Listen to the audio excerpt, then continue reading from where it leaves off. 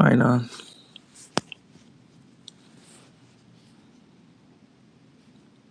கேக்குதாண்ணா? Hi bro. இது ம். தம்பி சஞ்சய் ஆமா. சொல்லுங்க. அதுதான் இந்த ஸ்பீக்கர்ல நீங்க ஆட் பண்ண போல அவரை. கார்த்தி ப்ரோ சொல்லுங்க ப்ரோ. என்னாச்சு, என்ன பண்ண? இன்னைக்கு ஒரு ஓல்டு மங்க் ஃபுல் அடிச்சிட்டியா இல்ல டாக்டர் போய் பாத்தியா?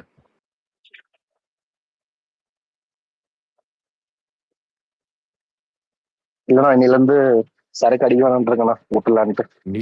இன்னைக்கு ஒரு நாள் விட்டியா? இல்ல இன்னைக்கு அடிச்சுட்டு இன்னிலிருந்து நாளைக்கு கார்த்தி நான் வாய்ஸ் பிரேக் ஆகுது. இன்னைக்கே அடிக்கலையா? இல்ல இன்னிலிருந்து அடிச்சுட்டு இன்னைக்கு அடிச்சுட்டு நாளந்த விடலாம் முடியும்? இல்லண்ணா நேத்து இல்ல இன்னைக்கு அடிக்கல. நேத்து உங்ககிட்ட பேசினல, தூங்கி எழுந்துச்சு அந்த யூடியூப்ல வீடியோ கேட்டேன் திருப்பி. எனக்கே ஒரு மாதிரி ஆக்வர்டா இருக்குது. என்னடா வாழ்க்கை வாழ்ந்து இருக்க, ஒரு மாதிரி அசிங்கமா இருந்தது. சரி இதுக்கு மேல குடிச்சு மட்டும் என்ன ஆக போகுது, அதை விட்டுலான்னு சொல்லிட்டு இன்னைக்கு வந்து விட்டேண்ணா. சரி, டாக்டர்கிட்ட போனீங்களா? இல்ல ப்ரோ போனோம்.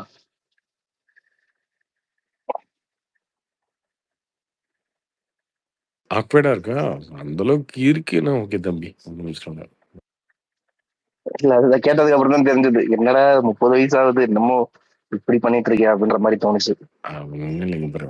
உனக்கு இந்த மாதிரி சிலித்தனமா பிரச்சனை வந்துச்சுன்னா கூட இருக்கவங்களுக்குலாம் சொல்லி விட்டுரு. அவனுங்களே கலாய்க்க ஆரம்பிச்சிடணும். ஒன்று ஒரு கட்டத்துக்கு மேலே அவனுக்கு கலைக்கிறத தாங்கிக்க முடியாமலே நீ வந்து சரி ஓகே நம்ம இப்படி இருக்கக்கூடாது, டீசெண்டாக நடந்துக்கணும், நீ நடந்துக்க ஆரம்பிச்சிருவா. அவ்வளோதான்.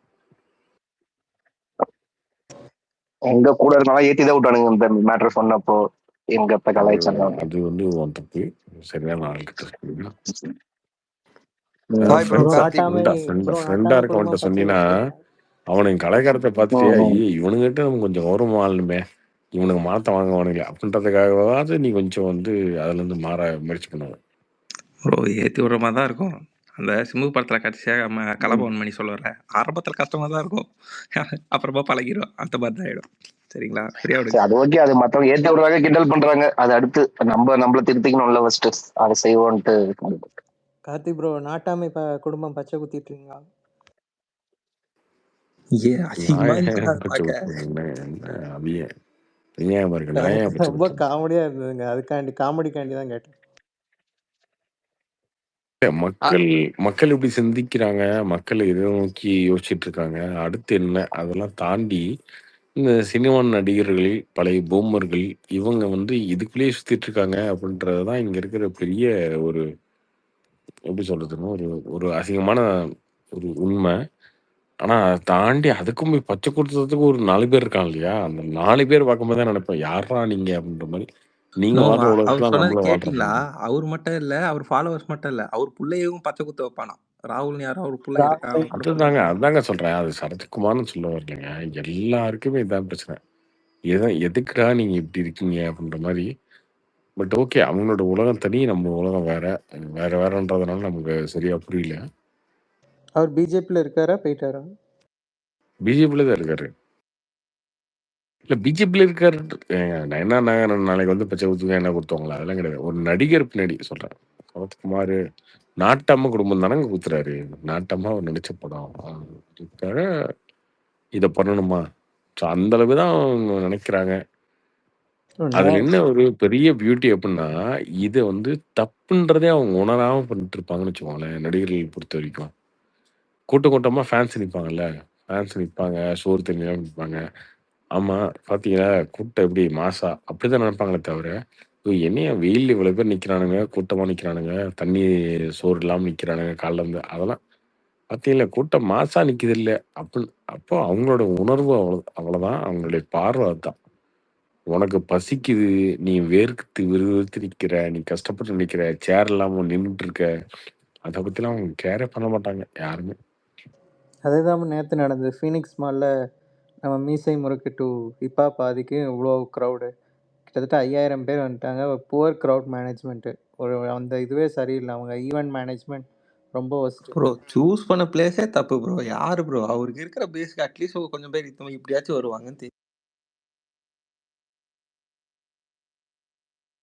அதான் யோசனை இல்லாமல் அந்த ஈவெண்ட் மேனேஜ்மெண்ட் அவ்வளோ இது பிளான் பண்ணி, அதுவும் centre of the city traffic இது பண்ணுறதுக்கே 3 hours ஆயிடுச்சு. இல்லையே இதுக்கு முன்னாடி இப்போ பாதியோட ஈவெண்ட்லாம் நடந்திருக்கு ஃபினிக்ஸ் வந்து.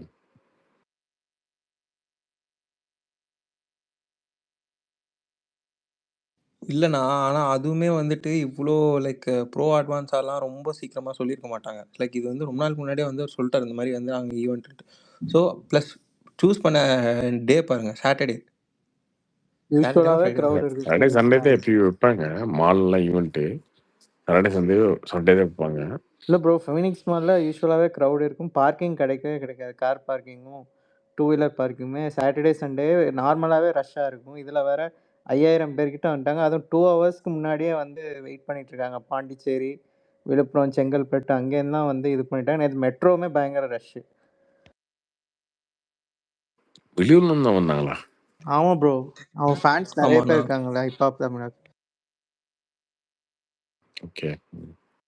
நீங்க ஃபீனிக்ஸ் மால் அது அப்போ பார்த்துருந்தீங்கன்னா, என் ஃப்ரெண்ட் ஸ்னாப் அனுப்பிச்சிருந்தாரு. அந்த ஒரு 3 ஃப்ளோர் இருக்கும்ல. லைக் அந்த பாக்ஸ் மாரி நடுவுல வந்து சும்மா எதனா ஈவென்ட் போட்டு வைப்பாங்க. அந்த 3 ஃப்ளோர் அங்க மேலேருந்து எட்டி பார்க்குற இடம் எல்லாமே ஃபுல். வெளிய அப்படியே அங்க வந்து க்ரவுட் அப்படியே வந்து நிக்குது. லைக் உள்ள வரதுக்கே இல்லை முடியல இல்லை யாருனால. ஹெச்ஆர் நான் பார்த்துருக்கீங்க அதெல்லாம் பார்த்துருக்கேன். நம்ம வந்து மியூசியம் இருக்கு, நான் திருத்தாள், அதுக்கு முன்னாடி ஒரு படம் நடிச்சேன் நட்பே துணை. இந்த படம்லாம் வந்து நான் ராக்ஃபோர்டில் இருக்கும்போது ராக்ஃபோர்ட் தான் ரிலீஸு. அப்போ ஆதியோட ஈவெண்ட்லாம் போயிருக்கேன். நான் பார்த்துருக்கேன், எல்லாமே பார்த்துருக்கேன், லைவ்லேயே பார்த்துருக்கேன். ஆனால் கூட்டம் இருக்கும். பட் இந்த தள்ளுமுள்ளு இதெல்லாம் வந்து மேபி நடந்துருச்சு போல இருக்கு, தெரில. அது இன்ஃப்ளூயன்சஸை ரொம்ப ஹைப் பண்ணி விட்டாங்க. கிட்டத்தட்ட அந்த 1 வீக்காக பிக் எஃப்எம்மும் இவங்களும் சேர்ந்து நடத்துகிறாங்க ஸ்டார் ஸ்டே ஈவெண்ட் அப்படின்னு. ஓகே. ப்ரோ கார்த்தி ப்ரோ, அந்த இதய முரளி படம் ஹிட்டா இல்ல ஏதோ ஹிட்டு ஆவரேஜா தான், போச்சு? அந்த படம் ஹிட்டு தான். நேத்து தான் ப்ரோ அந்த படத்தை வந்து நெட்ஃபிளிக்ஸ்ல பார்த்தேன். என்னன்னா அதர்வா, ரக்ஷனு இவங்களெல்லாம் வந்து இந்த சுதாகர் இவங்களெல்லாம் ஸ்கூல் ஸ்டூடெண்டா பார்க்க முடியல. தமனை வந்து காலேஜ் ஸ்டூடெண்டாவும் பார்க்க முடியல ப்ரோ. ப்ரோ அதை ட்ரால் பண்ணி இப்போ மீம்ஸ் வருது, இவங்க 3 பேரும் ஸ்கூல் ஸ்டூடெண்ட் அப்படின்னு. இல்ல அதுல தமன் வந்து காலேஜ் எம்பிபிஎஸ் படிக்கிற காலேஜ் ஸ்டூடெண்டா வருவாரு. அதெல்லாம் அவருக்கு ஒரு 40 வயசு மேல இருக்கும். அந்த சத்யராஜ் ஒரு இங்கிலீஷ்காரன் படத்துல வந்து நான் என்னைக்குமே என் வயசை மறைச்சது இல்லைங்க, நான் ஒரு +2 ஸ்டூடெண்ட், அந்த ரேஞ்சில இருக்காரு. நம்ம சரத்குமாரே ஸ்கூல் ஸ்டூடெண்டாக நடிச்சிருக்காரு ஏஐ படத்தில். ஏங்க அது வந்து ஒரு சாங்ல ஒரு ஒரு இது அதுவுமே ட்ரோல் தான். ஆனா இதெல்லாம் வந்து ஒரு ஒரு படத்துல ஒரு 30 நிமிஷம் அந்த ஆள் வந்து எம்பிபிஎஸ் ஸ்டூடெண்ட், அதெல்லாம் சொல்றதுக்கு ஒண்ணும் இல்லை. ப்ரோ டாக்ஸிக் ட்ரெய்லர் பார்த்தீங்கன்னா ஒன்றுமே புரியல, என்னதான் எடுக்கிறாங்க, ஃபுல்லாக பிளட் த்ரோட் தான்.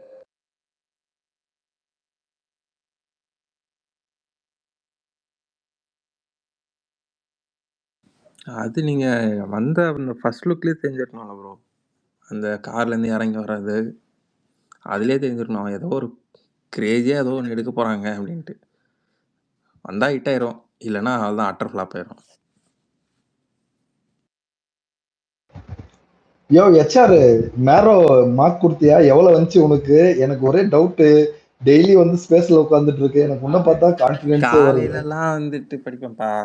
11:30 11:40க்கு மேல இங்க வந்துருவேன், அவ்வளவுதான். ஆமா எவ்வளவு வந்துச்சு கொஞ்ச மேரோ நாள் மார்க்ல? எக்ஸாம் இல்ல, அதான் எனக்கு அதை பார்த்தா வந்து எனக்கு ரொம்ப பயம். எவ்வளவு வந்துச்சு மேரோ மார்க்ல? இந்த மேரோ லாஸ்டா போட்டது, மேரோ நான் போட மாட்டேன், நான் செரிவலம் தான் யூஸ் பண்றேன். அதுல சரிபலமும் நான் போடுவேன், அதனால தான் கேட்கலான்னு வந்தேன். சொல்லுங்க எவ்வளவு வந்துச்சு? லாஸ்டா போட்டதுல 330 வந்தது. காமன் ஸ்பேஸ் அது வந்து வெறும் நெகட்டிவ் எதுவுமே இல்லை, பாஸ் எது மட்டும் தெரியுமோ அது வரைக்கும் அட்டன் பண்ணேன். தளபதி ரொம்ப கம்மியா இருக்கீங்க ஸ்கோரு, கொஞ்சம் இம்ப்ரூவ் பண்ணுங்க. ஏதோ சொல்லணும்னு தோணுச்சு, ரொம்ப ரொம்ப ஒஸ்ட் ஸ்கோர்ல இருக்கு. 330 இல்லை. நான் ஒரு நிமிஷம், இப்போ நான் ஒன்றும் உட்காந்து ஸ்ட்ரகிள் பண்ணி உட்காந்துக்கு இப்படி படிச்சு மெனக்கிட்டு படிச்சு என் கவர்மெண்ட் சீட் அந்த அளவுக்கு என்னால் படிக்க முடியாதுண்ணா. ஒன்று புரிஞ்சுக்கோங்க, லைக் எனக்கு வந்து நான் கான்செப்ட் பேஸ்டாக எனக்கு தெரியும், என்ன ஒர்க் பண்ணணுமோ எனக்கு எல்லாமே தெரியும். நான் ஒரு அப்போலோலையும் ஒர்க் பண்ணியிருக்கேன், ஒரு அனஸ்தீசியா தளபதி நான் வந்து எதுல தெரியுமா இருந்தேன்? நானு புரோட்டான் அப்போலோ புரோட்டா சென்டர்ல நான் இருந்தேன். எல்லாம் விட்டுட்டு சரி எல்லாம் வந்தேன். சும்மா வந்து அடிச்சு விடக்கூடாது, இந்த ஸ்பேஸ்ல இருக்கிறவங்களுக்கு தெரியாத மாதிரி அடிச்சு விடுற மாதிரி சொல்லுங்க. எவ்வளவு இது இப்போ நான் இந்த இதுல இருக்கேன், இந்த கான்செப்ட் தெரியும் அப்படின்றப்ப அதெல்லாம் சொல்லக்கூடாது. இல்லை ப்ரோ, ஒர்க் எனக்கு தெரியும். நான் என்ன சொல்ல வரேன்னா, பாருங்க, நான் எனக்கு வந்து என்ன வேலை பார்க்கணுமோ எனக்கு தெரியும். நான் அனஸ்தீசியா தான் எடுக்க போறேன்னு நான் கிளியராக இருக்கேன். ஸோ நான் அங்கேயே ஒர்க் பண்ணியிருக்கேன். So I know it. So அதனால வந்துட்டு என்னன்னா, இப்போ நான் வந்துட்டு எனக்கு வந்து நான் கவர்மெண்ட் சீட் தான் என்னோட எய்ம்ன்றதுலாம் இல்லை. எனக்கு ஒரு ப்ரைவேட்டில் எங்கன்னா ஒன்று வந்துச்சுன்னா கூட போதும். ஸோ நீங்கள் சொல்கிற மாதிரி லைக் அந்த லைக் அதுக்கு மேலே இன்க்ரீஸ் பண்ணுன்றது வந்துட்டு அது ப்ளஸ் வந்து okay I'm just tired bro. Seriously I don't want to study that hard and all. அவ்வளோதான்.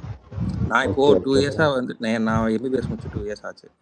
நான் அந்த 2 இயர்ஸ் பிரேக் எடுத்ததும் எதுக்குன்னா லைக் என் ஃபேமிலியில் வந்து லைக் இதுக்கு மேலே எனக்குன்னு தனியாக ஒரு வண்டி வாங்கி தரதுக்கு வந்து they can't afford it. So அப்படி இருக்கிறப்போ like we have the expense like பண்ண முடியும். காலேஜ் சேர்க்குற அளவுக்கு தே கேன். பட் இந்த அடிஷ்னலாக வந்து வர ஆடம்பரம்லாம் வந்து தே கான். ஸோ அப்படி இருக்கிறப்போ I want to do it on my self it self. So அதனால் நான் ஒர்க் பண்ணேன். நான் லைக் தனியாக like night duties morning duties like ஒரு நாளைக்கு பார்த்துன்னே தான் அந்த ஒரு வாரம் மட்டும் நான் தூங்கவே இல்லை. அந்த அளவுக்கு நான் போயிட்டு இருந்தேன்னு வச்சுக்கோங்க. ஸோ அந்த மாதிரி பண்ணி அப்புறமா அந்த ஹாஸ்பிட்டலில் இருக்கவங்களே they suggest me to Apollo Greams road. அங்கே வந்து எம்டிசிசியில் வந்து எனக்கு ஒர்க் கிடச்சிது. ஸோ அங்கே நான் ஒர்க் பண்ண அந்த காசு வச்சு நான் GT 650 வாங்கிட்டேன். So I'm just happy with what I ஆம் நவ். ஸோ ப்ரோ இது அதுக்கப்புறமா கவர்மெண்ட் அங்கே ஸ்பேஸ் ப்ரோ. இருக்கிறவங்களே வந்து நீங்கள் ஃபுல்லாக மெடிக்கலாக பேசுகிறீங்க. Okay bro let me cut. அதுக்கு மேல அப்படியே வர கான்செப்ட்ல நான் உள்ள வந்துடுறேன். ஸோ அதுக்கப்புறமா I just quitted that. So exam படிக்க இப்போ உட்காந்தேன். ஜஸ்ட் அவள் தான். ப்ரோ டவுட் என்னன்னு டெய்லியும் வந்து ஸ்பேஸ்ல வரீங்க, நல்லா பேசிட்டே இருக்கீங்க, அதனால டவுட் ஆயிடுச்சு. 20 நாள் தான் இருக்கு எக்ஸாமுக்கு, எப்படி ஜாலியா இருக்கீங்க அப்படின்ட்டு. யாருக்கா இருந்தாலும் அதுதான் வரும். நானும் அந்த பயத்தில் தான் இருக்கேன். எனக்கு என்னன்னா இந்த ஒரு எக்ஸாம் ஒரே வாட்டி முடிஞ்சிட்டா போதும். போன வாட்டி மாதிரி அவ்வளோ தூரம் போயிட்டு விடுங்கப்பா, உங்க பர்சனல் பிரச்சனை விடுங்க. ஆனா கார்த்திகா, ஒரு கார்த்தி ப்ரோ டவுட் ப்ரோ. இந்த ஓஎஸ்டி யூஸ் பண்றதுக்கு இவ்வளவு லேட் ஆகுது. ஏன்னா நார்மலா படத்துலயும் அதே தானே வருது. அப்பனா அப்பயே அவங்க எல்லாம் எல்லாமே ஃபைலா வச்சிருப்பாங்க. அதுக்கும் ஏன் டிஃபரன்ஸ் என்ன? ஓஎஸ்டி ரிலீஸ் ஆகிறதுக்கு அது வந்து மியூசிக் லேபிளோட அக்ரிமெண்ட் இருக்கும் தம்பி. ஒரு சில படங்கள் வந்து அக்ரிமெண்ட் இருக்கும் மியூசிக் லேபிளோட. அவங்க எப்படி அதை ரிலீஸ் பண்ணணும் அப்படின்றத அவங்க வச்சிருப்பாங்க. ஒரு சில மியூசிக் லேபிள் வந்து ரிலீஸ் பண்றதுக்கு ஒத்துக்க மாட்டாங்க. நிறைய விஷயங்கள் இருக்கு. ஓஎஸ்டிங்கிறது நார்மல் தானா? இல்ல ஒரிஜினல் சவுண்ட் ட்ராக்னா அவங்க அப்பயே கிரியேட் பண்ணிருப்பாங்கன்னா அதுக்கும் இருக்கும் தனியா ஸ்பெஷல் அப்படிலாம் ஏதாவது இருக்காங்க? அப்பனா இல்லைங்க, படத்துல தான், படத்துல யூஸ் பண்ணது தான் அந்த மியூசிக் தான். பட் அது ரிலீஸ் பண்றதுல வந்து ஆடியோ லேபிள் தான் நிறைய டிசைட் பண்ணுவாங்க. அப்போ லியோனா லியோ யார்கிட்ட? சோனி கிட்ட தான் இருந்துச்சு. லியோ ஆல்ரெடி வந்துருச்சுன்னு நினைக்கிறேங்க. என்ன வரணும் லியோல? நான் ஃபுல்லாக எங்கன்னா லியோ ஓஎஸ்டின் இப்போ விட்றாங்களே எல்லாமே ஓஎஸ்டின், அந்த மாதிரி ஃபுல் லியோ ஓஎஸ்டின்லாம் வரல. நீங்கள் போனால் போய் செக் பண்ணி பாருங்க. நான் சீரியஸாக சொல்கிறேன். பார்ட்ஸாக சில பிஜிஎம் மட்டும்தான் வந்திருக்கே தவிர உங்களுக்கு ஃபுல்லாலாம் ஒரு லியோவோட ஓஎஸ்டின்ற மாதிரிலாம் ஃபுல்லாலாம் வரல. ஆனா அப்புறம் விஸ்வநாதன் சென்ஸ் எவ்வளவு ஸ்க்ரீன்ஸ்னா தமிழ்நாட்டில் போடுவாங்க மோஸ்ட்லி தியேட்டர்ஸ் ஸ்க்ரீன்ஸ்? உங்க எக்ஸ்பெக்டேஷன் எவ்வளோ? 600 ப்ளஸ் அந்த ரேஞ்ச் இருக்கும். 600 இருக்கும். ப்ரோ நாளையிலேருந்து டிசிக்கு வந்து ஷோஸ் இன்க்ரீஸ் பண்ணுறாங்க மல்டிப்ளெக்ஸ்லையும் பிவிஆர் எல்லாமே. ஏன்னா அது ஜிடிஎனை விட இதுதான் ஹிட் ஆயிருக்கு டிசி. கார்த்திக் ப்ரோ, இது சொல்லுங்க. ப்ரோ நீங்க இந்த பாத்தீங்களா டிசி? கார்த்தி ப்ரோ கேட்கல, சொல்லுங்க. டிசி பாத்துட்டீங்களா? டிசி பார்த்துட்டு ப்ரோ. நாளையிலேருந்து ஷோ இன்க்ரீஸ் பண்ண. ஜிடிஎன் பார்க்கல. அது ஆவரேஜ் தான் சொல்றாங்க. அது என்ன ஒன்றையுமே காணும் பெருசா, இதையுமே காணும். டிசியோடு தான் ஆன்லைன்லயும் பேசுறாங்க. ஜிடியை பத்தி ஒன்றும் பெருசா எதுவும் பேசுறதும் இல்லை. அந்த மாதிரியே தெரியல. ப்ரோ இவரு சினிமா டாபிக் போகுதா? எனக்கு இந்த இவரு இன்னைக்கு ஆராசா வந்து ஒன்னு சொல்லியிருக்காரு, கேட்டீங்களா? அது வந்து எதுக்கு நீங்க எதுக்கு டிஎம் பண்ணி கேட்டுக்கோங்க. சினிமா டாபிக் ஜாலியா போகும்போது எதுக்கு ப்ரோ இதெல்லாம்? இருங்க ஒரு 4 பேர்த்த ஹேண்டில் பண்றது ரொம்ப கஷ்டமா இருக்குங்க. இருங்க, நான் இதை மட்டும் சொல்லிடுறேங்க. இது வந்து எப்படி இது திமுக எப்படிங்கறத மக்களுக்கு சொல்லணும்ல, அதுக்குதான். அதாவது என்ன சொல்றாருன்னா, இருங்க ஏங்க என்னை சொல்ல விடுங்க. இதை மட்டும் சொல்லிடுறேன். இதை மட்டும் சொல்லிடுறேங்க, அப்புறம் நீங்க கண்டினியூ பண்ணுங்க. அவர் என்ன சொல்றாருன்னா, அதாவது இந்த அனைத்து கட்சி கூட்டம் விஜய் வந்து கூப்பிட்டார்ல எல்லா எம்பியும்,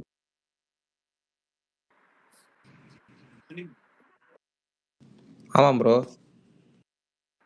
ஆமாம் ப்ரோ. அத்தி விட்டீங்களா அவரை? ஆமா ப்ரோ. ஏங்க இல்ல சுத்தமாவே முடியல.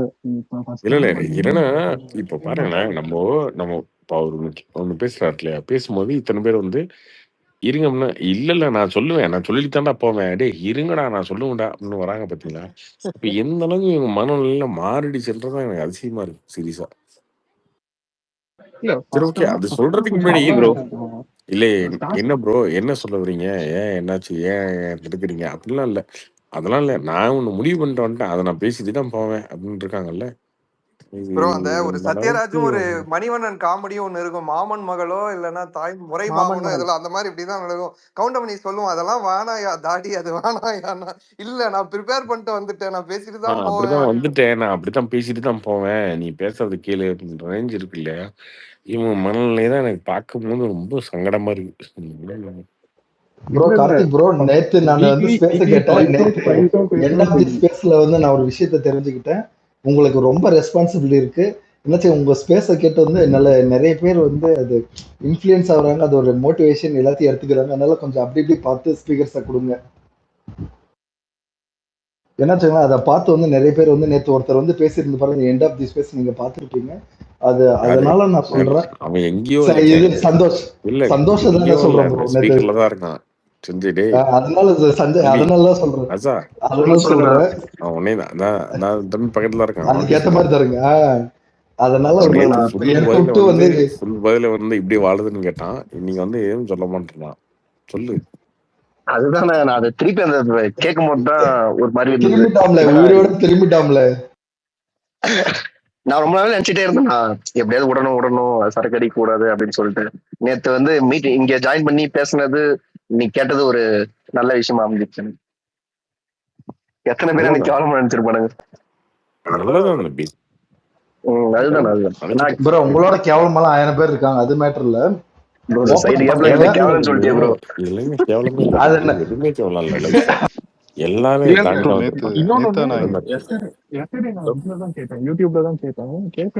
நீங்க அடுத்தவனை ஏமாத்தல திருடல பொய் சொல்லல, அதெல்லாம் ப்ரூவ் பண்ணல. அதை தாண்டி எனக்கு எவ்வளவு, நீ குடிச்சிருக்க அவ்வளவுதான், நீ சம்பாரிச்ச காசுல நீ குடிச்சிருக்க, இது என்ன எவ்வளவு இருக்கு, ஒண்ணுக்கு எவ்வளவு இல்ல, அது மன பிரச்சனை நினைச்சு நீ குடிச்ச. ஓகே, அது எல்லாருமே ஸ்பீக்கர்ல பேசின எல்லாருமே ஹெல்ப் பண்ணணும் தான் பார்த்தாங்களே தவிர சும்மா ஜஸ்ட் பண்றதுக்காக ஓட்டணும் எல்லாருமே சப்போர்ட்டிவா தான் பேசினாங்க. என்னோட பாயிண்ட் என்னாச்சு, கார்த்திக் ப்ரோக்கு ஒரு சோசியல் ரெஸ்பான்சிபிலிட்டி நேத்துல இருந்து வந்துருச்சு அப்படின்னு நான் நினைக்கிறேன். அதுக்கேற்ற மாதிரி அவரு செயல்படுவார். அது என்னன்னா, நான் வந்து 5 years-ஆவே இந்த ஸ்பேஸ் கேட்டுட்டு இருக்கேன். ஓகேங்களா, ஸ்டார்டிங்ல இருந்து ஃபாலோவர், நிறைய வாட்டி பேசியிருக்கேன் கார்த்தன கூடயும். லைக் இது வந்து டே டு டேல வந்து இது ஒரு எனக்கு பழக்கமாவே ஆயிடுச்சு. இதை கேட்டு நான் ஈவன் நான் டெய்லி குடிக்கும் போது எல்லாமே ஸ்பேஸை போட்டு கேட்டுட்டு தான் குடிப்பேன். அதுதான் எனக்கு டைம் பாஸ். ஸோ லைக் நேற்று மனசு விட்டு பேசுற அளவுக்கு டைம் கிடைச்சது. கார்த்தினா லைக் உங்க வேர்ட்ஸும் லைக் ஸ்பீக்கர்ல இருந்த எல்லா வேர்ட்ஸுமே ரொம்ப மோட்டிவேட்டிவா இருந்தது. நேற்று மறந்துச்சு, நேற்று ஞாபகம் இல்லை, இன்னைக்கு திருப்பி கேட்கும் போது தான் எல்லாமே புரிஞ்சது. எல்லாருக்கும் தேங்க்ஸ் ப்ரோ. சஞ்சய் ப்ரோ, நேத்து நான் வந்து இதே முரளி ஓடிடியில பார்த்தேன். எனக்கு அது பார்க்கும்போது நீங்க நேற்று பேசினதுதான் ஞாபகம் வந்தது. இப்படி இருக்கு படம், இப்படி இருக்காங்களே அப்படின்னு எனக்கு ஒரு தாட். இன்னைக்கு ப்ரோ நானும் பார்த்தேன்.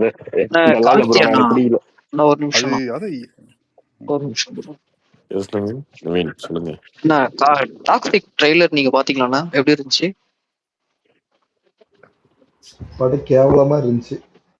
டிஃப்ரெண்டா இருந்தது, ரொம்ப டிஃப்ரெண்டா இருந்தது. பட் ஆனால் என்னன்னா எல்லாமே இந்த 2K கிட்ஸ், ஜென்சி கிட்ஸ் எல்லாம் வந்து தப்பா புரிஞ்சுக்கிட்டு இவங்க எதான் லைக் பண்ணுவாங்க அப்படின்றதுனால இதை மட்டும் காட்டுவோம்ன்ற மாதிரி காட்டுற மாதிரி இருந்துச்சு. ஆனா இவங்க எப்படி அப்படின்னா, இவங்க இதை லைக்கம் பண்ணுவாங்க, இதை நல்லா இல்லை அப்படின்னா தூக்கி எரிஞ்சிருவாங்க அப்படின்றது புரிஞ்சிருக்காங்களா புரியல அப்படின்றது படம் பார்த்தா தெரியும். கரெக்ட்ண்ணா. இப்ப நீங்க சொன்னீங்கல்ல படம் வெளியில வந்து ஒரு நிமிஷம் படம் வந்து வெளியே வந்ததுக்கு அப்புறம் தான் இவங்க அதை ப்ரொமோட் பண்ணிருக்காங்களா இல்ல அது என்ன மாதிரி ஹேண்டில் பண்ணிருக்காங்கன்னு நமக்கு தெரிய வரும். பிரசாந்த் அண்ணன் ஏன் இப்படி பண்றாரு, படம் ரிலீஸ் ஆகிறதுக்கு முன்னாடியே அதை போட்டு இந்த அடிக்கிறாரு, இவங்க டோட்டலா இளைய சமுதாயத்தை கெடுக்கிற மாதிரி படம் எடுத்துட்டு இருக்காங்க அப்படின்ற மாதிரி அவர் வந்து இன்னைக்கு ஒரு வீடியோ போட்டிருக்காரு. இவரும் பிலிம்ல எல்லாம் நடிச்சிருக்காரு, அதுல இருக்காரு. ஏன் இவர் வந்து ஒரு படம் ரிலீஸ் ஆகிறதுக்கு முன்னாடியே அதை பத்தி நம்ம இந்த அளவுக்கு பேசணுமா அப்படின்ற ஒரு சென்ஸ் இருக்காது அவருக்கு? எனக்கு அது ADHD பார்க்கும்போதே கடுப்பாயிருச்சு. ADHD தெரியுமா? attention seeking bro is ADHD bro இல்ல is படம் looking for வெளிவந்ததுக்கு அப்புறம் attention நம்ம bro. எப்படி வேணா விமர்சனம் பண்ணலாம், அது தப்பே கிடையாது. ஏன்னா இப்போ ஒரு படம் சாதாரணமா ஒன்னும் எடுக்க போறது இல்ல, அதுல எவ்வளவு பேருடைய உழைப்பு இருக்கு, எத்தனை பேர் அதுல பணம் இன்வால்வ் ஆயிருக்கு, அதெல்லாம் இவர் பாத்துருக்காரு. இப்ப வெளியில இருந்து நாங்கெல்லாம் கூட விமர்சனம் பண்ணலாம், இவர் அந்த இண்டஸ்ட்ரிக்குள்ளே இருக்காரு, இவருக்கு தெரியும் அந்த ஒரு படம் எடுக்கிறது எவ்வளவு கஷ்டம்ட்டு. அப்படி இருந்தும் அசால்ட்டா 5 நிமிஷம் வீடியோ போட்டுருக்காரு, எதுக்கு இப்படி ஒரு படம் எடுக்கணும், இதெல்லாம் மொத்தமா இளைய சமுதாயத்தை கெடுக்குது அப்படி இப்படின்னு சொல்லிட்டு அடிச்சு தொங்க விட்டாரு இன்னைக்கு. அது உண்மைதான் தம்பி. அது இல்ல அது இல்லன்னு சொல்ல அனிமல் முடியாது, நீ முழுக்க முழுக்க பிரச்சனை இல்லைன்னு சொல்லிட முடியாது. அது உண்மைதான். இல்ல இங்க ஆனா இன்னொன்னு அது உண்மைதான் தம்பி. தம்பி இல்லன்னு அனிமல் மறுப்பியா உங்களுக்கு நீங்க? பிடிச்சிருந்தா? இல்லண்ணா நான் மறுக்கலண்ணா, அது உண்மைதான். இப்போ அனிமல் படம் வந்துச்சு, கண்டிப்பா நம்ம எல்லாருமே விமர்சனம் பண்ணோம். ஆனா அந்த படம் ரிலீஸ் ஆனதுக்கு அப்புறம் தானே அது என்ன கண்டென்ட் பேசுன்னு நம்ம சொல்ல முடியும். இப்போ 3 நிமிஷம் வீடியோ, 3 நிமிஷம் ட்ரெய்லர் கட்ட பார்த்துட்டு மட்டுமே இவங்க இப்படிதான் இந்த கதை தான் சொல்ல வராங்கன்னு நம்ம எப்படி அந்த ஸ்டாண்ட் எப்படி எடுக்க முடியும்? ப்ரோ இல்ல நீங்க இன்னொன்னு நான் சொல்றேனே, ஒருத்த வந்து இப்போ ரோட்ல ஒரு நாய் வந்து வெறி பிடிச்சு கத்திட்டு இருக்கு. என்னங்க நாய் வெறி பிடிச்சுதான் கத்திட்டு இருக்கு, யாரா கடிச்சிச்சா, இது ஒரு பிரச்சனையா, கடிச்சா பிடிச்சிக்கோங்க, வெறி பிடிச்சு கத்துற நாய் என்னங்க, நாய் கத்துறது ஒரு மேட்டரா அப்படின்னு சொல்லுவீங்க. வெறி பிடிச்சு கத்திட்டு இருக்கு, எவனோ ஒருத்தன் கடிச்சிருச்சு அப்படின்னா என்னப்ப, அவன் போயிட்டு இருந்தான், 2 நாய்க்கு கடிச்சிருச்சு, நாயனா கடிக்கத்தாங்க செய்யும், அவனை செத்தா போயிட்டான், செத்ததுக்கு அப்புறம் பேசிக்கலாம் அப்படின்ற மாதிரி இருக்கு. அப்புறம் செத்ததுக்கு அப்புறம் வந்து ஆமாங்க செத்துருச்சுங்க, நாய் கடிச்சு அவங்க செத்துட்டாங்க, நாயை பிடிச்சி கொள்ளுங்கன்ற ரேஞ்சுக்கு பேசிட்டு இருக்கீங்க. அப்படிலாம் கிடையாது. இதை எப்படி நார்மலைஸ் பண்ணி வச்சிருக்கீங்கன்றது வெளிப்படையா சமுதாயத்துல தெரியுது. நீங்க கெட்ட வார்த்தையை எப்படி நார்மலைஸ் பண்ணிட்டீங்க, கஞ்சா அடிக்கிறது நார்மலைஸ் பண்ணிட்டீங்க, சரக்கு அடிக்கிறது, ரேப் பண்றது எல்லாத்தையும் நார்மலைஸ் பண்ணி எல்ஜிபிடிக்கு வரைக்கும் நார்மலைஸ் பண்ணிட்டு உட்காந்துருக்கீங்க. ஆனா ப்ரோ இருங்க, ட்ரெயிலர் தானே வந்திருக்கு, ஏன் படம் நீ என்ன தப்பு படத்துல காட்டிட்டு போற, நாளைக்கு என்ன படத்துல வந்து வித்தியாசமா வேணும், இதுக்கு சம்பந்தம் இல்லைன்னு காட்டிட்டு போறியா? அப்படி இது எதிர்க்கிறதுல தப்பு கிடையாது, இது எதிர்க்கிறதுல தப்பு கிடையாது. தப்பு தம்பி, நீங்க பாரு, அதெல்லாம் ஒரு தப்பும் கிடையாது, அதெல்லாம் பேசலாம். இப்போ இந்த படங்கள் ஓடுறதுல ஒரு நிமிஷம் ஒரே நிமிஷம், அன்னைக்கு நீங்க என்ன சொன்னீங்க, உதயநிதி ஸ்டாலின் வந்து உட்காந்த இடத்துல படம் ரிலீஸ் ஆகிறதுக்கு முன்னாடியே ஒரு படத்தை பார்த்துட்டு அந்த படம் அப்படி இப்படின்னு சொல்லிட்டாரு, அதுவே அந்த படத்துக்கு ஒரு பெரிய நெகட்டிவா வந்து. அது வேற, இது வேற, அது ப்ரொஃபானிட்டியாங்க, இது இதுல கேவலமா காட்டியிருக்காங்க. அது வேற இது வேற, இது வேற. நான் சொல்றது என்னன்னா, நீ இந்த படத்தை என்ன காட்டியிருந்தாலும் அட்லீஸ்ட் ஒரு 5% நீ டாக்ஸிக்கா தான் இருப்ப, நீ படம் பேரு டாக்ஸிக் தான் வச்சிருக்க. நான் அப்படிதான் டீசர்லயே வந்து இந்த டீசரை வந்து குழந்தைங்க பார்க்காதீங்க, பெண்கள் பார்க்காதீங்க, மனசு ரொம்ப இலக்கண மனசு கொண்டவங்க பார்க்காதீங்கன்னு சொல்லிதான் டீசரே வர்றீங்க. அப்ப நீங்களே அப்படிதான் ஒண்ணு பண்றீங்க அப்படின்னா, ஆனா அதையுமே வந்து எல்லாருக்குமான டீசரா தான் வர்றீங்க. நீங்க அதை பண்ணிட்டு நீங்க அடுத்தவனை எந்த அர்த்தமும் கிடையாது. இல்லண்ணா அது சர்டிஃபை ஆயிதானே வெளில வருது. இப்ப இந்தியாவில் இருக்க நார்ம்ஸ் படி சர்டிஃபை ஆயிதானே அந்த படம் வெளியே வருது. அதெல்லாம் வர இந்தியா இப்ப ஐடி அது என்ன கவர்மெண்ட் அப்ரூவ்டு தான் சிகரெட், அது வாங்கினா குடிச்சு கேன்சர் வந்துச்சு அப்படின்னு சொல்லுவீங்க. அதாவது தனி மனித ஒழுக்கம்னு ஒண்ணு இருக்குல்லண்ணா, அது நம்ம சொல்லலாம்ல, சிகரெட் குடிக்காத தண்ணி அடிக்காதான்னு நம்ம சொல்லலாம்ல. என்னங்க டாஸ்மாக் சரக்கு கவர்மெண்ட் தான் விற்கிது, சிகரெட்டும் கவர்மெண்ட் தான் அப்ரூவ் பண்ண கம்பெனி தான் விற்கிது, இது ஒரு பிரச்சனையா நீ கேட்கலாம்ல. அதுக்கு வேற இது வேற. ஓகேண்ணா இதெல்லாம் சரிதான். ஆனா ஒரு படம் ரிலீஸ் ஆனதுக்கு அப்புறம் இது ஒண்ணு ரைட். ரெண்டாவது பிரசாந்த் மேட்டுக்கு வரியா, அண்ணனை வந்து எப்பயுமே அண்ணனோட ரிவ்யூவும் சரி எதுவுமே சரி நான் வந்து முழுசா ஆதரிச்சே கிடையாது எப்பயுமே. அது தனி டாபிக், ஓகேவா? அவர் கேட்ட விஷயம் தப்பு இல்லை, ஆனா இது எல்லா படத்தையும் கேட்பாரா? சத்தியமா கேட்கப்படாது, அதுதான் அவருக்கு பிரச்சனை. ஆனா கார்த்தினா இன்னொன்னு, உங்களுக்கு அனிமல் பிடிச்சிருந்த, எனக்கு சுத்தமா இங்க அதிகமா யாருக்குமே பிடிக்காது. ஆனா இத அப்படியே அனிமல் மாதிரியே அந்த ப்ரொமோட் பண்றது அப்படிலாம் இருக்கு. அது எப்படி ஒரு படம் ஓடிச்சு ஒரு 1000 கோடி கலெக்ட் ஆயிடுச்சுனாலே அந்த மாதிரி அதே பேட்டர்னாங்க நிறைய பேர் போவாங்க. சக்சஸ் ஃபார்முலான்னு ஒண்ணு இருக்குல்ல. கார்த்தி ஹலோ கார்த்தி ப்ரோ, இன்னொன்று உங்களுக்கு டிசி படம் பிடிச்சிருந்ததுன்னு சொன்னீங்க. அது ஆக்சுவலி நான் நினச்சேன்னா உங்களுக்குலாம் அந்த மாதிரி படம் பிடிக்கவே பிடிக்காது. யூஸ்வலாக நீங்கள் அந்த மாதிரி படத்துக்கு அகேன்ஸ்டாக இருப்பீங்களே. சும்மா ஆரம்பத்துலேருந்து வெட்டு குத்து கொலைன்னு இஷ்டத்துக்கு கொலை பண்ணிக்கிட்டே இருந்தாங்க அந்த படத்தில். பண்ணிட்டு ஒரு பையனோட படிப்புக்காக தான் பண்ணுறன்ற மாதிரி சிம்பிளாக சொல்லிட்டாங்க. ப்ரோ அந்த படத்துல எல்லாத்துக்குமே ஒரு ஜஸ்டிஃபிகேஷன் இருக்கு ப்ரோ. அந்த வயலன்ஸ் வந்து நம்ம பார்க்கும்போது இல்ல ஓகே. இதுக்கு ஒரே முன்னாடி விஷயம். அவர் எடுத்த படங்கள் எல்லாம் அந்த குறை இருந்துச்சு. ஏன் வெட்டுறாங்க, எதுக்கு வெட்டுறாங்க, சம்பந்தம் இல்லாம வரப்போறவங்க எல்லாம் வெட்டின்னு இருக்காங்கன்ற மாதிரி இருந்துச்சு. ஆனா இந்த படத்து அப்படி இல்ல ப்ரோ. இப்போ இந்த படம் ஏன் சக்சஸ் ஆயிருக்குன்னா 2 விஷயம் ப்ரோ. ஒன்னு, அந்த ப்ரீ இன்டர்வல் பிளாக்ல நடந்த ஃபைட்டு பிளஸ் பேக்ரவுண்ட் பிஜிஎம். 2வது இன்னொன்னு பாத்தீங்கன்னா, படம் முழுக்கவே இவங்களை சேஸ் பண்றது யாருன்னா போலீஸ் டிபார்ட்மெண்ட். ரொம்ப நாளாவே போலீஸ் டிபார்ட்மெண்ட் மேல நமக்கு ஒரு வெறுப்பு இருக்கு. அந்த போலீஸ் டிபார்ட்மெண்ட்டை போட்டு கண்ட மேனிக்க ஷூட் பண்றதும், அவங்கள போட்டு நசுக்கிறதும் பார்க்கும்போது ஏங்க கொஞ்சம் வில்லனா அட்ரஸ் யாரை பண்ணிருக்கு. காட்டுறீங்கன்னு ஒண்ணு இருக்குல்ல. வில்லனா அது வந்து நீங்க அரசியல்வாதி காட்டலாம், போலீஸ் டிபார்ட்மெண்ட் காட்டலாம். இவங்க எல்லாம் நீங்க காட்டுனீங்கன்னு வச்சுக்கோங்களேன், உங்களுக்கே ஒரு கோவம் வந்துடும். ஏன்னா அதுதான். நீங்க வண்டியில போயிட்டே இருந்திருப்பீங்க, என்னைக்காவது ஒரு ஹெல்மெட் போவீங்க, ஏதோ ஒரு போலீஸ்காரன் நிறுத்தி உங்களை வந்து ஒரு 10 நிமிஷம் நிக்க வச்சு 100 ரூபாய் அமைச்சிருப்பான், இல்ல நிக்க வச்சுட்டே அமைச்சிருப்பான். அப்போ உங்களுக்கு கோவம் வரும். இந்த போலீஸ்காரன்லாம் இவனுக்கு நல்ல சேவை வராதா, இன்னொரு கோவம் இருந்திருக்கும் எப்பயோ மனசுக்குள்ள. கண்டிப்பா. அரசியல் மேல கோவம் இருக்கும். இவங்கெல்லாம் வந்து கெட்டவனா காட்டும் போது எல்லாத்தாலையும் ஈஸியா ரிலேட் பண்ணிக்க முடியும். அதனால இந்த படத்துல போலீஸை கெட்டவனா காட்டும் போது உங்களுக்கு ஈஸியா சரி ஓகே தப்பு இல்லை அப்படின்ற மாதிரி. ஆமா ஆமா அவனுங்களை அடிக்கலாம் கொள்ளலாம், ஒன்றும் தப்பு இல்லை அப்படின்ற மாதிரி அதேதான். ஏகப்பட்ட ஏற்றுக்க லாக்அப் டெத் நியூஸ் எல்லாம் வேற பாக்குறோம். அதெல்லாம் பார்த்ததுக்கு அப்புறம் இவனுக்கு சுடுபட்டு சாவர பார்க்க அவ்வளவு சந்தோஷமா இருக்கு. ஏன் நம்ம உரியடி 2ல இவர் இருக்காருல்ல, விஜயகுமார், அவர் ஒரு சீனை வச்சிருப்பாரு. சம்மந்தமே இல்லாம ஒரு போலீஸ் வந்து டேய் வாடா இங்கன்னு கூப்பிடும்போது தாண்டி அந்த போலீஸுமே தப்பான ஆளா தான் காமிச்சிருப்பாங்க அந்த படத்துல. அந்த ஹீரோயின் சாகும் போது பாத்தீங்கன்னா அந்த போலீஸ் தான் கொல்லுவான் ஃபர்ஸ்ட். அந்த ஆமா. ஃபர்ஸ்ட் ஹீரோயின் சாகும்போது அந்த போலீஸ் தான் வந்து இல்லைங்க உயிர் இருக்கு அப்படின்னு சொன்னா, இல்ல வேலைக்கு ஆகாது இப்பயே இதெல்லாம் கொண்டு போய் ஹியூமன் ரைட்ஸ் எல்லாம் கேள்வி கேட்பாங்க வெளில வந்தா அப்படின்னு சொல்லிட்டு அப்பயே கொல்லுவான். ஸோ அதெல்லாம் வந்து உங்களுக்கு அவனை கொல்லணும் அப்படின்ற இன்டென்ஷனை கிரியேட் பண்ணிடும் அந்த படத்துல. Correct bro. ஆனால் ஃபர்ஸ்ட் சீன்லேயே வந்து இவங்க தான் போய் இந்த வெப்பன்ஸ் எல்லாம் திருடிட்டு வராங்க. அங்கேயே இவங்க ஒரு தப்பான இதுன்ற மாதிரி தான் இருந்தது. அதுக்கப்புறம் அது ஜஸ்ட் படிப்புக்காக தான் இந்த கொலையை பண்றோம் போலீஸ் எல்லாம் இது பண்ணது. என்ன கேட்டால் இது அனிருத் மியூசிக்னால தான் இது இந்த இல்ல சீன்ஸ் ப்ரோ, அனிருத் நீங்க தான் சொல்றீங்கல்ல, சொல்றேன் இந்த படத்துல Anirudh music Anirudh one of the part bro. நான் சொல்றேனே இந்த படம் வந்து best screenplay, best story அப்படி இருக்குமே. நான் அருண் மகேஸ்வரன் பாராட்டவே மாட்டேங்க. நான் போட்ட ட்வீட்ல கூட அருண் மகேஸ்வரன் பேர் கூட மென்ஷன் பண்ணிருக்க மாட்டேன். ஏன்னா அருண் மகேஸ்வரன் இந்த படத்தை எடுத்துட்டு இதே படத்தை வேற ஏதாவது மியூசிக் டைரக்டர் கொடுத்துன்னு இந்த படம் ஃபிளாப் தான். இன்னைக்கு அனிருத் வந்து இந்த படத்தை வந்து வேற மாதிரி எலிவேட் பண்ணி கொண்டு போயிட்டாரு. அதனால அந்த எக்ஸ்பீரியன்ஸா பார்க்கும்போது நல்லா இருக்கு. அனிருத்துக்கு இப்படி ஒரு சீன் வச்சதுனால தானே அவர் அப்படி மியூசிக் போட முடிஞ்சு. ஒரேடியா டைரக்டர் இல்லாம எப்படின்னா மியூசிக் டைரக்டரால அதான் தம்பி, இதுதான் நீ முன்னாடி படத்துல எடுத்தீங்க என்னாச்சு? முன்னாடி படத்துல பாட்டு தான் ப்ரோ போட்டாங்க போன படத்துல. இல்ல ஒரு ஃப்ளோ இருக்காது. அந்த ஸ்கிரீன் பிளேல கொஞ்சம் ப்ராப்ளம் இருந்துச்சு. அவர் எடுத்த கேப்டன் மில்லர்லயும் சரி, சானிக் ஆயுதம் சரி, அதுக்கு முன்னாடி எடுத்த தம்பி அதெல்லாம் ஒண்ணும் இல்ல.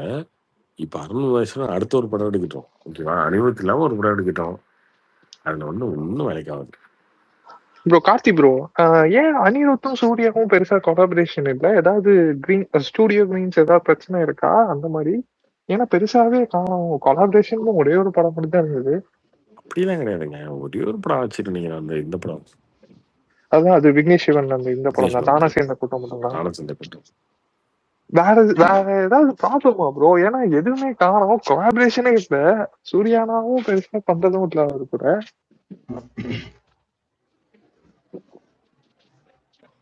இல்ல டைரக்டர்ஸ் டைரக்டர்ஸ் வந்து ஓகே ஓகே. சூர்யா 47 எப்ப ப்ரோ ரிலீஸ்? கிறிஸ்மஸ் சொல்றாங்க. கிறிஸ்மஸா? Deepavali or Christmas bro. தலைவர் 2G ப்ரோக்கு வந்து ஸ்பீக்கர் தாங்க ப்ரோ. ரொம்ப நேரமா லிசன்ல இருக்காரு, அதனால சொல்றேன் ப்ரோ. 2G ப்ரோக்கு ஸ்பீக்கர் தாங்க, கொஞ்சம் நல்லா கொஞ்சம் என்கேஜா போவோம். Okay okay. கார்த்தி ப்ரோ, இன்னொரு டவுட். இது டேர் டெவில் அனௌன்ஸ்மெண்ட் விட்டாங்களே, இது அவசர அவசரமா விட்ட அனௌன்ஸ்மெண்ட் தான். ஏன்னா அந்த போஸ்டரே ரொம்ப ரொம்ப சுமாரா இல்லை, கடமைக்கேன்னு விட்ட மாதிரி இருந்தது. சாட் ஜிபிடில கொடுத்தா கூட பெட்டரா டிசைன் வந்திருக்கும். அப்படிலாம் இல்லைங்க, அது வந்து டைட்டில் அனௌன்ஸ் பண்ணுறதுதான், அவ்வளோதான்.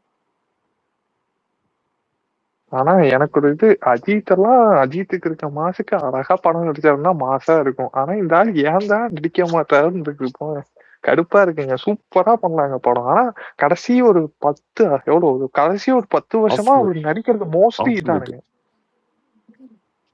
மோஸ்ட்லி பாத்தீங்கன்னா போலீஸ் இல்லைன்னா கேங்ஸ்டர். என்ன ஏஜ் ஆகும் உங்களுக்கு? 20 ஆகுது இல்லையா? அதனால உங்களுக்கு லைஃப் பத்தி அஜித் வந்து 55 அவரோட வயசு. அவர் ஓகேண்ணா. எல்லாத்தையும் பார்த்து வந்துட்டாரு. ஒரு வெற்றி, தோல்வி, பணம். இப்ப நாம சொல்றோம் இல்லையா, அவர் வந்து ஒரு பல 100 கோடி பார்த்துட்டாரு சம்பளமாவே. இந்த மாதிரிலாம் பார்த்து வந்ததுக்கு அப்புறம் பார்த்தீங்கன்னா, இன்னைக்கு இருக்கிற நமக்கு இருக்க அந்த எனர்ஜி ஒரு 30 வயசுல இருக்காரு, 30 வயசுல இருக்காரு, 40 வயசுல இருக்காரு, 40 வயசுல இருக்காரு, 50 வயசுல இருக்காரு. ஓகேவா? 55 வயசுலயுமே ஒருத்தர் வந்து படம் நடிக்கிறதே பெரிய விஷயம் தான். அதுக்கு நீங்க சொல்லலாம் உடனே, ரஜினி நடிக்கலையா, அண்ணா, அந்த மாதிரி ஏன் சொல்லலண்ணா. ஏன் கமல் நடிக்கலையா, ரஜினி நடிக்கலையா அப்படின்னு. எல்லாரும் நடிக்கிறாங்க. அதுல ரஜினி, கமல் மாதிரி ஒரு சிலர் மட்டும்தான் நீங்களால எடுத்துட்டு வர முடியுமே தவிர, மீதி எல்லாருக்குமே ஏதோ ஒரு இடத்துல வந்து அந்த டயர்டு வரதான் செய்யும். டயர்டு ஆயிடுச்சு, அண்ணா, இல்ல இல்ல போதுப்பா நான் வந்து போதுப்பா எகெயின்ஸ்டா சொல்லல. எவ்வளவுதான்ப்பா அப்படின்ற மாதிரி இருக்கும். எனக்கு பிடிக்கும் நடிக்கிறது வந்து என்ன சொல்றது, இந்த வீரம், பிர்லால் இருக்க இதெல்லாம் சூப்பரா இருக்கும். அதான் அதான் தொடர்ந்து தம்பி, மொனோட்டோனஸ் எல்லாருக்குமே ஆயிடுச்சு. வரும் தம்பி. எதுக்காக பண்ணணும் அப்படின்னு ஒண்ணு இருக்குல்ல. எதுக்கு ஏன்னா இப்போ என்னையா பண்ணோம் சரியா, இன்னொரு 100 கோடி வந்து என்னையா பண்ண போகுது. என்கிட்ட இருக்கு ஆல்ரெடி 500 கோடி இருக்கு, 1000 கோடி இருக்கு, இன்னொரு 100 கோடி சம்பாரிச்சு நான் என்ன பண்ண போறேன் சொல்லு அப்படின்னு ஒண்ணு இது இருக்குல்ல. சரி, ஓகே, பணம் வேணாம், ஓகே. புகழ், பேரு, புகழ், ஓகே, அதெல்லாம் சம்பாதிச்சாச்சு. பேர், புகழ் எல்லாத்தையும் சம்பாதிச்சிட்டோம். என்ன சம்பாதிக்கணும் அப்படின்னு ஏதோ ஒரு மனுஷன், ஒரு மனுஷனுக்கு ஒண்ணு இருக்கும். ஒரு மனுஷனுக்கு அது தெரியவே தெரியாது, சாகிற வரைக்கும் வேணும் அப்படின்னு நினைக்கிறவங்க இருக்காங்க. இல்லைங்க இது போதும்னு நினைக்கிறவங்க இருக்காங்க. ஏகே அது வேற மாதிரி கேரக்டர். அது வந்து ஏன்னா இல்ல அது பிடிக்குமா, நல்லாவே பிடிக்கும்னா இந்த வீரமோ அந்த மாதிரி கொஞ்சம் நல்லாவே இருந்து கடைசியில பாத்தீங்கன்னா ஃபுல்லா மொனோட்டோனஸாவே ஒரு படத்துல போலீஸ், இன்னொன்னுல கேங்ஸ்டர் அந்த மாதிரியே போகுது. கடைசியில பாத்தீங்கன்னா பாருங்களேன், வலிமை, அதுக்கு முன்னாடி படம் எல்லாமே பாத்தீங்கன்னா போலீஸ் கேங்ஸ்டர், போலீஸ் கேங்ஸ்டர் 1-2 படம் மட்டும்தான் நடுவுல விட்டாரு. அதுக்கப்புறம் பாத்தீங்கன்னா ஃபுல்லா நீங்களே பாத்தீங்கன்னாலே தெரியுமே, மங்காத்தாலம் தான் அதுக்கு முன்னாடி படத்துல இருந்தே ஆரம்பிச்சு ஃபுல்லா போலீஸ் வில்லன், போலீஸ் கேங்ஸ்டர் அப்படியே போயிட்டு இருந்தது. ஆனா என்ன சொல்றது, கரிஷ்மா, தமிழ்நாடு ஃபுல்லா ஃபேன்ஸ், அதெல்லாம் நானே சூர்யா ஃபேன் தான். ஆனா எனக்கு வந்து அஜித்தோட இதெல்லாம் பிடிக்கும் படத்தெல்லாம் பார்த்தா. அதனால ஏன் இவர் இப்படி போனாரு அப்படின்னு ஒரு கேள்வி இருந்தது. அதான் ப்ரோ அவர் இப்ப வரைக்கும் நல்லா தான் ப்ரோ போயிட்டு இருக்காரு. அவருக்கான ஃபேன்ஸ் அவருக்காக எந்திரிட்டு தான் ப்ரோ இருக்காங்க. நம்ம வந்து சும்மா வந்து ஸ்டீரியோ டைப் பண்ணா அது ஸ்டீரியோ டைப் தான் ப்ரோ போகும். அதை நம்ம அண்டர்ஸ்டாண்ட் பண்ணிக்கணும் ப்ரோ. சும்மா வந்து இந்த இடத்துல இப்படி இருக்காங்க, அந்த இடத்துல அப்படி இருக்காங்க அப்படின்னு நினைச்சா அந்த அப்படிதான் ப்ரோ இருப்பாங்க. நாம ஸ்டீரியோ டைப் பண்ணிக்கிறது தான் ப்ரோ. அவர் இப்ப வரைக்குமே வந்து கரெக்டான படம் எப்ப எப்படி தரணுமோ கரெக்டா தான் ப்ரோ தந்துட்டு இருக்காரு. ப்ரோ கார்த்தி ப்ரோ, இது சிவகார்த்திகேயன் அந்த ஏதோ ஆடு போயிட்டு இருக்கு, அந்த இது ஏதோ ஃபினான்ஷியல் லாக் ஆயிருக்காரா? ஜஸ்ட் சும்மா கேட்கலாம். இல்ல கமலும் அன்னைக்கு போத்தீஸ்ல நடிக்கும்போது எனக்கு எதுவும் ரிலேட் ஆச்சு. சரி ஒருவேளை அந்த இது இந்த பராசக்தி இதுல எல்லாம் லாக் ஆயிருக்காரா என்னன்னு தெரியல, அதுக்காக கேட்டேன். வருத்தப்படாதீங்க, எல்லாரும் ஹீரோவை பத்தி ஹீரோல பல கோடி சம்பாதிச்சு நல்ல ஜாலியா தான் இருக்காங்க. அவரு வேலைக்காரன் சொன்னாருன்னு நினைக்கிறேன், ஆடே நடிக்க மாட்டேன்னு ஏதோ சொன்னாரு, அதனால சொல்றீங்களா? இல்ல நான் ஜென்ரலா கேக்குறேன். அவரு திடீர்னு ஒரு வரும்போது நம்மளுக்கு ஒரு கேள்வி வரும் இல்லையா, ஏன் திடீர்னு போய் இவ்வளவு நாள் இல்லாம. இதெல்லாம் ஆக்சுவலா யச்சுநாத் வந்து சொல்லியிருந்தாரு பேட்டியில, மக்கள் கிட்ட ஒரு பெரிய கருணை இருக்கு, 1000 கோடி ரூபா சம்பாரிச்சுட்டு ஒருத்தவங்க வந்து நான் கஷ்டப்படுறேன்னு சொல்லுவாங்க, மக்கள் அதை பார்த்து பதிவாகுறாங்க, எங்கிருந்து வந்து அந்த பதிவாக வருது அப்படின்னு சொல்லி நான் பார்த்து ஆச்சரியப்படுவேன்னாரு. அந்த வார்த்தை வந்து உண்மையிலே இதுதான். இப்போ சிவகார்த்திக் அவருக்கு எதை கடன் பிரச்சனை அப்படின்னு கேள்வி பார்த்தீங்களா, அதுதான் அதான் ஆச்சரியமாவே இருக்கு உண்மையிலே. கார்த்தி ப்ரோ, நான் பேசுறது கேக்குதா? கேக்குது, சொல்லுங்க இலக்கம். ப்ரோ, இந்த இது சினிமா இண்டஸ்ட்ரியில ப்ரொடக்ஷன்ல நிறைய ஜாப் இருக்குல்ல ப்ரோ. இப்போ நமக்கு தெரிஞ்சதுன்னா அசிஸ்டன்ட் டைரக்டர், அசிஸ்டன்ட் சினிமாட்டோகிராஃபர் அந்த மாதிரி. ஆனா நிறைய பேர் ஒர்க் பண்ணுவாங்கல்ல, அந்த மாதிரி ஜாப்லாம் எப்படி ஹையர் பண்ணுவாங்க, எப்படி அப்ளை பண்றது? திறமை இருந்தா அப்ளை பண்ணலாம் ப்ரோ, வேற எதுவும் அங்க தேவையில்லை. உங்களுக்கு திறமை இருந்தா அங்க அக்செப்ட் பண்ணிப்பாங்க, வேற எதுவும் தேவையில்லை. இல்ல ப்ரோ, அந்த ஓப்பனிங் இருக்கு அந்த மாதிரி எப்படி போடுறது? இல்ல இளங்கோ, இப்போ வந்து நம்ம என்ன பண்ணணும்னு நமக்கு ஒரு டார்கெட் இருக்கணும்ல. இப்போ நம்ம வந்து இங்க இருந்து இப்போ கோயம்புத்தூருக்கு போகணும் அப்படின்னு முடிவு பண்ணிட்டோம்னா, கோயம்புத்தூருக்கு எப்படி போகலாம், ஃப்ளைட்ல போகலாமா, இல்லை பஸ்ல போகலாமா, ட்ரெயின்ல போகலாமா, முடிவு பண்ணலாம். ஆனா அதெல்லாம் இல்லை, எங்கேயா போகணுங்க அப்படின்னு முடிவு பண்ணோம்னா அதுக்கு வெளியே இல்லை. அது யாருக்கும் சொல்ல முடியாது, நானும் சொல்ல முடியாது, 2G சொல்ல முடியாது, ஐயப்பன சொல்லி யாரும் சொல்ல முடியாது. இப்போ இல்ல ப்ரோ, அதுல எந்த மாதிரி ஜாப் இருக்குன்னே அதான் தெரியாதுல்ல. அதுதான் சொல்றேன். இப்ப நீங்க என்ன மாதிரி ஜாபுக்கு போகணும்? இல்லைங்க நான் சினிமாக்கு தான் வரணும். ஓகே ரைட்டு, சினிமாக்கு வரணும். என்னவா வரணும்? நான் நடிக்க வரணும், நான் டைரக்டர் ஆகணும், நான் எடிட்டர் ஆகணும், நான் வந்து இவர் அசிஸ்டன்ட் டைரக்டர் ஆகணும். அந்த மாதிரி நீங்க சொன்னீங்கன்னா அதுக்கு பதில் சொல்லலாம். இல்லைங்க சினிமாவில் ஜாப்லாம் இருக்குல்ல, அந்த ஜாப்லாம் எப்படி செலக்ட் பண்ணுவாங்க அது சொல்லுங்க அப்படின்னா அதுக்கு பதிலே கிடையாது. அவர் ஊருக்கு போனோம், அந்த ஸ்டேட்ல இருக்காரு. எந்த ஊருக்கு? இல்ல இல்ல கார்த்தியன் அவர் அப்படி கேட்கலன்னு, அவருக்கு வந்து இத பத்தி ஒரு ஐடியாவே இல்ல. இப்ப நீங்க வந்து எப்படி டிஸ்ட்ரிபியூஷன் ஃபீல்ட் தான் போகணும் நீங்க செலக்ட் பண்ணி போனீங்களா? அப்படி இல்ல. அது வந்து ஒரு தற்செயலா உங்க லைஃப்ல நடந்துச்சு. அந்த மாதிரி அவர் வந்து எனக்கு இது வந்து ஒரு மாதிரி வெளியில இருந்து பார்க்கும்போது ஒரு மாதிரி எதுவுமே தெரிய மாட்டேங்குது. இதுக்கு என்ன வழி? ப்ரோ ஆமா ப்ரோ, அதுதான் ப்ரோ. பாருங்க ப்ரோ, அவர் என்ன நினைக்கிறாரு நான் கண்டுபிடிச்சேன். என்ன ஆமா ப்ரோ? இல்ல இப்ப நீ டிஸ்ட்ரிபியூஷன் ஒரு அதுல ஒரு இது இருக்கு, மார்க்கெட்டிங்னு ஒரு இது ஃபீல்டு இருக்குல்ல, அதுல நிறைய பேர் ஒர்க் பண்ணுவாங்கல்ல, அந்த மாதிரி ஒவ்வொரு டிபார்ட்மெண்ட் இருக்குல்ல, அது கேக்குறேன். ஏன் அதை கேக்குறீங்கன்னா எதை கேக்குறீங்க? புரியல ப்ரோ. அதை கேக்குறீங்க ஏதாச்சும் கேட்கணுமா? ஏதாச்சும் கேட்கணுமா? கேட்க வேண்டியதுதான், வேற என்ன பண்ண வேண்டியது? புரியலையா? இல்ல ப்ரோ, இளங்க ப்ரோ, நீங்க அதை கூகுள் பண்ணீங்கனாலே சினிமால என்னென்ன மாதிரி இது இருக்குன்னு ஒரு ChatGPTல கேட்டிங்கனாலே என்னென்ன ரூல்ஸ்லாம் இருக்கு அது எல்லாமே கொடுத்துரும் உங்களுக்கு இன்ஃபர்மேஷன். அதுக்கப்புறம் நீங்க என்ன மாதிரி லைன் ஆஃப் ஒர்க் போகணுன்றதை டிசைட் பண்ணிட்டு நீங்க அதுக்கேற்ற மாதிரி சர்ச் பண்ணலாம். எங்க ஓப்பனிங்ஸ் இருக்கு அப்படி, இல்லைன்னா யாரை பிடிச்சா எப்படி போக முடியும். இங்க யாராவது கோயம்புத்தூர் இருக்கீங்களா? கோயம்புத்தூர்ல எது பெஸ்ட் தேடு நல்லா வைபா பாக்குறதுக்கு? நான் அப்பதான் புதுசா தான் கோயம்புத்தூருக்கு வந்திருக்கேன். வைபா பாக்குறதுக்குன்னா எனக்கு புரியல. இந்த சென்ஸ் எப்படின்னா, இந்த கருப்பெல்லாம் பாத்தீங்கன்னா இதுல போயிட்டேன், அது பேர் என்ன, இந்த மால் மாதிரி போயிட்டேன். யாரும் கத்துறது இல்ல பெருசா, என்ன சொல்றது, கொஞ்சம் கத்தி அந்த மாதிரி இருந்தா கொஞ்சம் இது நல்லா இருக்கும். கங்கா பாருங்க, இல்ல ராகம், ரெண்டு இது ஓகே தான். கேஜி ஆகும் கேஜி, அப்புறம் வந்து கஸ்தூரி சினிமா. Okay okay okay. நான் ப்ளூ ஃபீட் போனேன் ஃபர்ஸ்ட் கருப்புக்கு, அது கரெக்டாவே இல்லை. அது என்ன சொல்றது, எவ்வளவு பெருசா இருந்தாலும் பெருசா கத்த மாட்டாங்க. அதான் சரி கொஞ்சம் நம்ம அங்க ஊர்ல எல்லாம் லோக்கல்ல பாத்துட்டு. அதான் ப்ரோ கங்கா ப்ரோ கொஞ்சம் பேசுங்க, டாபிக் எடுத்து விடுங்க. ஏன் அப்படி சைலண்டா இருக்கீங்க? ஸ்பீக்கர்ல இருந்துட்டு இது அப்நார்மலா இருக்கு, கொஞ்சம் எடுத்து விடுங்க.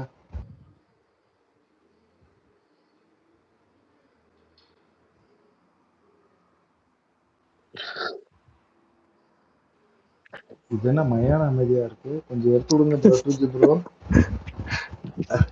என்ன வதந்தி பாத்தீங்களா? நான் பார்த்தேன், பார்த்துட்டேன். நல்லா இருந்துச்சானே?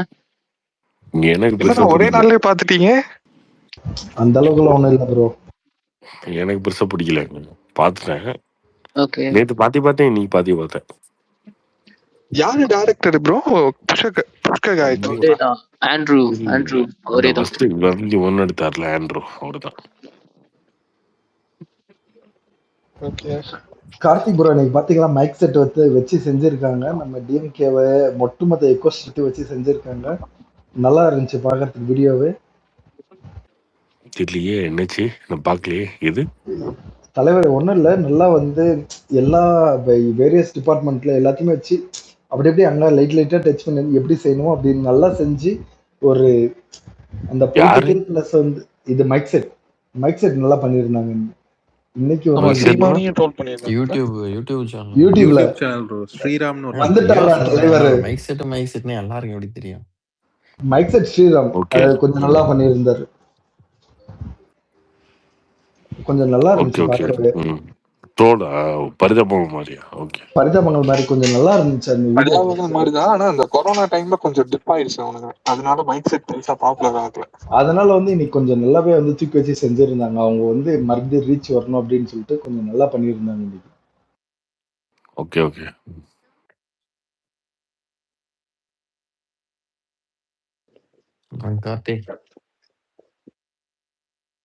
சொல்லுங்க டுஜி. வர மாட்டேன்.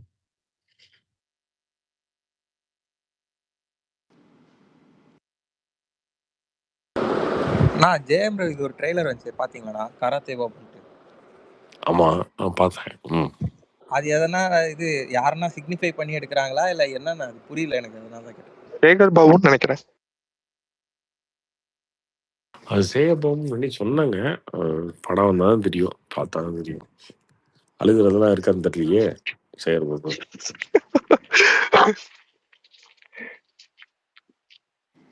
ஆமா, ரீசெண்டா ஏதோ கோயிலுக்கு கூட விடலன்னு சொன்னாங்க. கோயிலுக்கு போறப்ப ஏதோ லேட் ஆக்கி இதெல்லாம் பண்ணா நெட்ல வந்துட்டு இருந்தது. ஆமா ஆமா, அந்த வீடியோ பார்க்க கொஞ்சம் சந்தோஷமா தான் இருந்துச்சு. கோயிலுக்கு வேற விடணும், அது ஒண்ணுதான் இங்க கேடு. என்ன ப்ரோ நீங்க? ஜெயலலிதா முன்னாடி ரன்னிங் ரேஸ் போற மாதிரி உட்காருவாரு, அந்த சீன்லாம் வச்சு நல்லா இருக்குல்ல. அது யூடியூப்ல ஒரு இது இருக்கும், அது ஏதோ ஒரு சேனல் வந்து ஒரு ஃபைல் சொல்லுவாங்க, மிஸ்டர் மினிஸ்டரோ, அதுலாம் ஒருத்தர் பத்தியும் சொல்லியிருப்பாங்க. ஆமா, அதுல சேகர் பாபுவும் சொல்லியிருந்தாங்க. நான் சிக்மா ரிலீஸ் பத்தி எதனா உங்களுக்கு எதனா இன்சைட் இன்ஃபர்மேஷன் எதனா வந்துச்சா, இல்ல இன்னும் அது தெரியல தம்பி, முடிவு பண்ணல அவன் டேட் முடிவு பண்ணல. ஆகஸ்ட் வரைக்கும் ஓரளவுக்கு புக்கு. செப்டம்பர் மிடில் எதனா ஒரு வீக் டே மாதிரி அந்த மாதிரி வருமா இல்ல எப்படி? தெரியல. செப்டம்பர் 18 இருக்கலாம், மேபி, பார்ப்போம். கார்த்தி ப்ரோ, இது போன சூர்யா படம் மாதிரி இந்த விஸ்வநாதன் சன்ஸ்க்கும் இங்கே ஏதாவது பிரச்சனை இருக்கா? ஐ மீன் யூஸ்வலாக புக்கிங் ஓப்பன் ஆயிருக்கும்ல இந்த சிங்கிள் ஸ்க்ரீன்ஸ் சண்டே. அதெல்லாம் ஒன்றும் ஒரு பிரச்சனையும் இல்லையே, ப்ளீஸ் தான். டியூஸ்டே ஓப்பன் ஆகுதுங்க.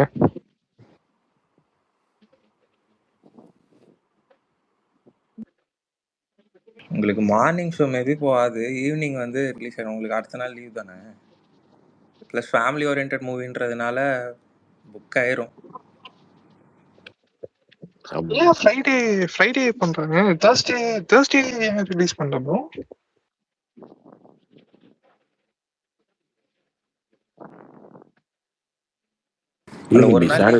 சாட்டர்டே லீவ் இருக்குல்ல ஆகஸ்ட் 15, ஸோ அதனால. அப்படி இருந்தாலும் தேர்ஸ்டேன்னா இதுதான் ஒரு நாள், என்ன சொல்றது, எல்லா பிக் ஹீரோ படமும் கொஞ்சம் கலெக்ஷன் எக்ஸ்ட்ரா ஆகும் அப்படிதானே இருக்கும்னா. மேபி அவங்களுக்கு அந்த நம்பிக்கை இல்லைன்னு நினைக்கிறேன், அந்த ஒரு நாள் கூட எதுக்கு ரிஸ்க் எடுக்கணும்ட்டு. சிம்பிள். இந்த தடவை ப்ரீமியர்ஸ் இருக்கோ யூஎஸ் எல்லாம்?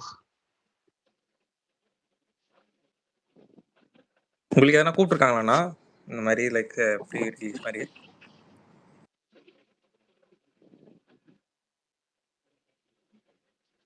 இல்லை, இது வரைக்கும் எதுவும் அனௌன்ஸ் பண்ணுறல இந்த மாதிரி. ஏன்னா போன வெங்கி அட்லரி படத்துக்கு இங்கே சென்னையில எல்லாம் ப்ரீமியர்ஸ் போட்டாங்க. லக்கி பாஸ்கர் போட்டாங்க பெய்டு ப்ரீமியர்ஸ். பார்ப்போம். சர்தார் 2 எப்படி ப்ரோ? இப்போ சர்தார் 2 இதுக்கப்புறம் தான் ப்ரொமோஷன்லாம் வருமா ப்ரோ? ஆமாம் ப்ரோ, சர்தார் 2 இது முடிச்சதுக்கப்புறம் அப்படியே கண்டிப்பாக. சர்தார் 1 நல்லா ஓடிச்சா ப்ரோ? 100 crores கரெக்ட் பண்ணிச்சுங்களா தமிழ்நாடு? ஏன்னா டைம்ல வந்து பிரின்ஸ் ரிலீஸ் ஆச்சு, சிவகார்த்திகேயன் படம். ஓகே அது முக்கியம் இருந்ததுனால இந்த படம் நல்லா ஓடிச்சு. ஓகே. சர்தார் 2 பத்தி உங்க இது ப்ரோ? எனக்கு நல்லா இருந்தது. மேக்கிங்கா அந்த படம் வந்து அடுத்த ஸ்டாண்டர்ட்ல இருக்குங்க, சூப்பரா இருக்கும். மேக்கிங் ஸ்டாண்டர்ட்ல பாத்தீங்கன்னா தமிழ் சினிமால இப்படி ஒரு படமா அப்படின்ற மாதிரி இருக்கும். ஸ்டோரி ஹெவியா இருந்தது. அந்த சர்தார் 1 ஸ்ட்ராங்கா இருந்தது ஸ்டோரி. அதான் சர்தார் 2 நல்லா இருக்கும்னு தான் நினைக்கிறேன். இதுல போனஸ்க்கு விஜய் சூர்யா இருக்காரு. ஆமா, ரொம்ப நாள் ஆச்சு தலைவனை பார்த்து. இல்ல இல்ல யாருக்குன்னா அவரோட வில்லன்லயே வந்துட்டு எந்த படம் ரொம்ப பிடிக்கும் வில்லனிசம்ல? மை ஃபேவரட் எனக்கு இது ஸ்பைடர் சொன்ன. அப்புறம் ஸ்பைடர், மார்க் ஆண்டனி தான் சொல்லுவாங்க எல்லாரும். ப்ரோ ஒரு கொலையுதிர் காலம் ஒரு படம் வந்துச்சு, அது என்ன ப்ரோ ஆச்சு? அது ரிலீஸே ஆகல.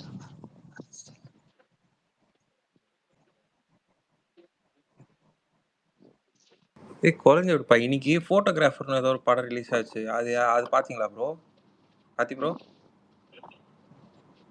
அது ஏதோ ஃபாரஸ்ட் ஓரியன்ட் படம். பார்த்துட்டேன். நான் ஒன்றும் பெருசாலாம் இல்லைங்க, ஆவரேஜ் தான். இந்த இன்ஃப்ளூயன்சர் எல்லாருமே வந்துட்டு ஆரம்பிச்சிட்டானுங்க ஆல்ரெடி வந்து படம் சூப்பரா இருந்துச்சுன்ட்டு. இதுக்கு முன்னாடி கூட வேற ஏதோ ஒரு பேய் படத்துக்கு இந்த மாதிரி தான், ஐயோ பயங்கரமான படம், ஐயோ இதெல்லாம் பார்க்கவே முடியாது அப்படின்ற மாதிரி சொன்னானுங்க. மர்டரா ஏதோ தானே வரும். இல்ல ஏதோ ஒரு கேவலமான படங்க. மர்மர் அது மர்மர் ஏதோ காட்டுக்கு போவாங்க. மர்மர் கரெக்ட். ப்ரோ கார்த்தி ப்ரோ, இந்த மாதிரி மொக்கையான படத்தை நீங்க பாத்துட்டீங்கன்னா அங்கேயே சொல்லிடுவீங்களா, இல்லன்னா அங்க வந்து ஒண்ணுமே சொல்லாம வெளில இல்ல வந்துருவீங்களா, இல்ல நல்லா இல்ல இருக்குன்னு எப்படி சொல்லிட்டு வந்துருவீங்களா? எப்படி இவ்வளவு படம் பாக்குறீங்க, உங்களுக்கு ஒரு மாதிரி இருக்காது, அழுத்து போகாது? நம்மளுக்கு எல்லாம் ஒரு மொக்க படம் பார்த்தா ரொம்ப இதா இருக்கும். நீங்க எப்படி ப்ரோ?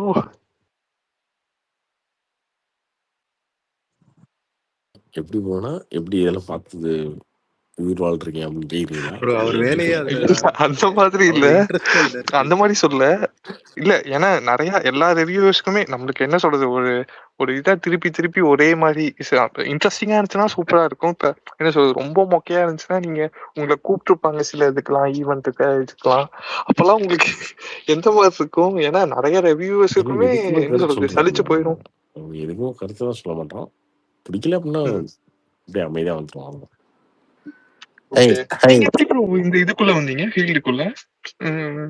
எங்க எப்படி இதுக்குள்ள இன்ட்ரெஸ்ட் வந்தது? சின்ன வயசுல இருந்தே ஃபர்ஸ்ட்ல இன்ட்ரெஸ்ட்லாம் இருந்தே கிடையாதுங்க. இருந்ததுங்களா? அதெல்லாம் கிடையாது. அதான் சொல்றேன். நான் வந்து வேலை தேடி வந்த சர்வைலுக்காக வந்தேன். ஸோ அப்படி வந்த ஒரு ஃபீல்டு தான்.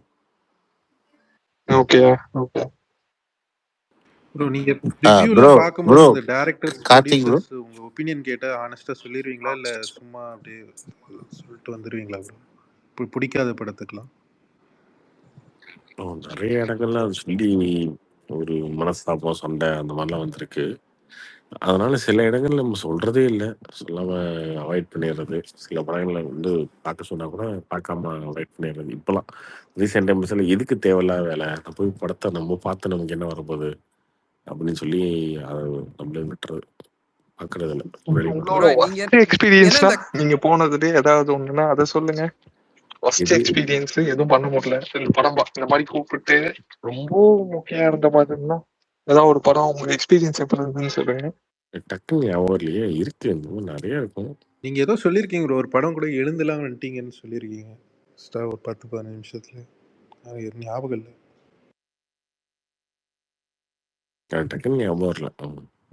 ப்ரோ இந்த கதைனா நீங்க கேப்பீங்களா? அந்த அந்த குரூப்ல எல்லாம் நீங்க இருப்பீங்களா, இல்லனா? கேட்பேனே, கதை கேட்பேனே. ஓகே. கதையிலக்கா நீங்க குரூப்பா? கரெக்ஷன் சொல்லுவீங்களா, இல்லனா கதையை கேட்டு இது நல்லா இருக்கு நல்லா இல்ல அந்த ரேஞ்ச்ல விட்டுருவீங்களா? முன்னாடிலாம் என்ன பண்றதுன்னா, கதை கேட்டு ரொம்ப நெகட்டிவா பேசிட்டு, நெகட்டிவா மீன்ஸ் அப்படி இல்லை, அந்த கதையில் இருக்க குறையெல்லாம் வந்து அதெல்லாம் சொல்லிட்டு இருந்தேன். அது ஒரு கட்ட அது இப்போ முன்னாடி மீன்ஸ் ஒரு ஒரு 2 வருஷம், ஒரு 3 வருஷம் முன்னாடி அப்படி சொல்லும்போது, கதை நல்லா இருக்கு, ஆனால் நல்லா இருக்கு, நல்லா இல்லைன்னா நல்லாவே இல்லைங்க, என்னங்க இது கதை, இப்படி ஒரு ஹீரோ இப்படி இருப்பானா இப்படி இருப்பானா, அந்த மாதிரி இது ஒரு சீனா அப்படிலாம் பேசிட்டு இருந்தேன். அதுக்கப்புறம் எனக்கு அது பெருசா புரியல. ஃபர்ஸ்ட்டு அது நம்ம பண்ணிட்டு இருக்கிறது சரியா தப்பான்னு எனக்கு புரியல. அப்புறம் சில எனக்கு ஃப்ரெண்ட்ஸ் நெறைய பேர் அசிஸ்டன்ட் டைரக்டருங்க இவங்கலாம் இருக்காங்கல்ல, இவங்ககிட்டலாம் பழகும்போது தெரிஞ்சது. அவங்க ஒரு படத்த வந்து கதையா எழுதியிருப்பாங்க. அது வந்து ஒருத்தர்கிட்ட சொல்லும்போது ரொம்ப மூஞ்சில அடிச்ச மாரி நம்ம இப்படி சொல்றது வந்து, அவங்களுக்கு ரொம்ப மன கஷ்டத்த குடுக்கும் அப்படின்னு நம்ம தெரிஞ்சதுக்கப்புறம், அதுக்கப்புறம் பார்த்தீங்கன்னா, இப்போ அந்த மாரிலாம் சொல்றதில்ல. புடிச்சிருக்குன்னா, அது புடிச்சிருக்கு. அதுன்னு சொன்னா, புடிக்கலனாலுமே இந்த விஷயத்துல இந்த கதையில என்ன நல்லாருக்கு, ஐடியாவா என்ன நல்லாருக்கு, எது இம்ப்ரூவ் பண்ணலாம் அப்படின்ற மாரி மட்டும் இப்போ இதா சொல்லி ஜெனரலா சொல்லிட்டு விட்டுருவேன். அதுக்கு மேல சொல்ல மாட்டேன். இப்போ சரி ப்ரோ, உங்களுக்கு ரீசெண்டா நீங்க எந்த படம்னு சொல்ல டைட்டில் சொல்ல வேணாம், பட் ஏதாவது ரீசெண்டா ஒரு கதை கேட்டு உங்களுக்கு ரொம்ப பிடிச்ச அந்த படம் கண்டிப்பா ஹிட் ஆகும்னு ஏதாவது இருக்கா? விஜய் ஆண்டனி அடுத்த ஒரு படம் பண்றாருங்க. அயோத்தி டைரக்டர் ஒரு படம். அந்த படம் ஷுவர் ஷாட் பிளாக் பஸ்டர் படம். அந்த படம் ஆமா. அந்த படம் நான் கேட்கும்போதே கண் கலங்கினேன். அந்த மாதிரி ஒரு படம் அது. ஷூட்டிங் கேட்கும்போதே அழுதுட்டேன். ஸ்டார்ட் இன்னொன்னு பண்ணிட்டாங்களா? சொன்னா அந்த கதை கேட்கும்போதே அழுதுட்டேன். அயோத்தி டைரக்டரோட செகண்ட், அவருக்கு தான் அயோத்தி தான் ஃபர்ஸ்ட் படமா ப்ரோ? ஆமா, இதுதான் ஃபர்ஸ்ட் படம் அவருக்கு. வேற மாதிரி ஒரு படம். அந்த படம் வந்து ஷுவர் ஷாட் அந்த படம். ப்ரோ எனக்கு அந்த கதை கேட்கும்போதே எனக்கு கண் கலங்கிருச்சு. அந்த மாதிரி ஒரு கதை. ப்ரோ கார்த்திக் ப்ரோ, டக்குனு கேட்டோன்னு ஞாபகம் தான் அதை சொல்றேன். யார் ப்ரோ, பேஷன் ஸ்டுடியோஸ் தான் ப்ரொடியூஸ் பண்றாங்களா? இல்ல அது வந்து கெவின் பண்றாங்கன்னு நினைக்கிறேன். கெவின் ஒரு கம்பெனி ஏதோ சொந்த மாட்டாங்க. நான் லலித் அண்ணாக்கு பர்த்டே போஸ்ட் பண்ணேன், லைக் அவங்க கூட க்ளோஸ் ஆனா நீங்க? ஆமா, ஏன் என்னாச்சு? இல்லை என்ன கேட்டேன்னா, லைக் யாருக்கும் தனிப்பட்ட அந்த மாதிரி அவ்வளோ பெரிய பர்த்டே போஸ்ட் பண்ணி நீங்கள் போட்டு நான் பார்க்கல. ஸோ அதனால தான் அவர் எனக்கு ரொம்ப பழக்கம்னு தெரியாது அவனுக்கு. அதனாலதான் ஒரு ரூட் மாஃபியானே பேர்.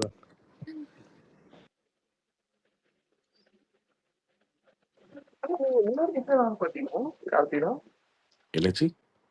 இல்ல முன்னாடி எங்க வேலை பாத்தீங்கன்னா ஃபர்ஸ்ட் ஸ்ட்ரைட்டாவே எப்படி சொல்றது, ஸ்ட்ரைட்டா சென்னைக்கு வந்து எப்படி உங்க ஹிஸ்டரி ஏதாவது சொல்லுங்க. ஸ்ட்ரைட்டாவே சென்னையில் வந்த தம்பி அப்படிலாம் வரல.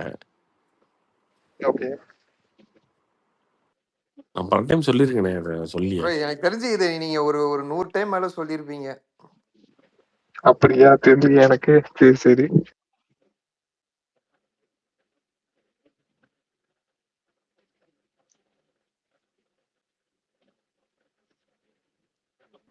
நான் வந்து வேலை தேடிட்டு இருந்தேங்க சார், கோயிலுக்காக வேலை தேடிட்டு இருந்தேன். அதுக்கப்புறம் அந்த வேலை வந்து சினிமாவில் கிடைச்சது, அவ்வளோதான். அது லக்கா இல்லை நல்லதா கேட்டா அதெல்லாம் தெரியாது. அதுல அப்படி வந்தது தான். ஆனா ப்ரோ நீங்க கார்த்தி ப்ரோ இதை நீங்க எப்பயாவது நினைச்சு பார்த்திருக்கீங்களா? நிறைய பேர் கஷ்டப்பட்டு உங்க வேலைக்கு வரணும்னு ஆசைப்படுவாங்க, நீங்க அது எதிரே பார்க்காம அந்த வேலைக்கு வந்துட்டீங்கன்னு. இது பக்கம் வந்தேன்னு யாருங்க சொன்னா?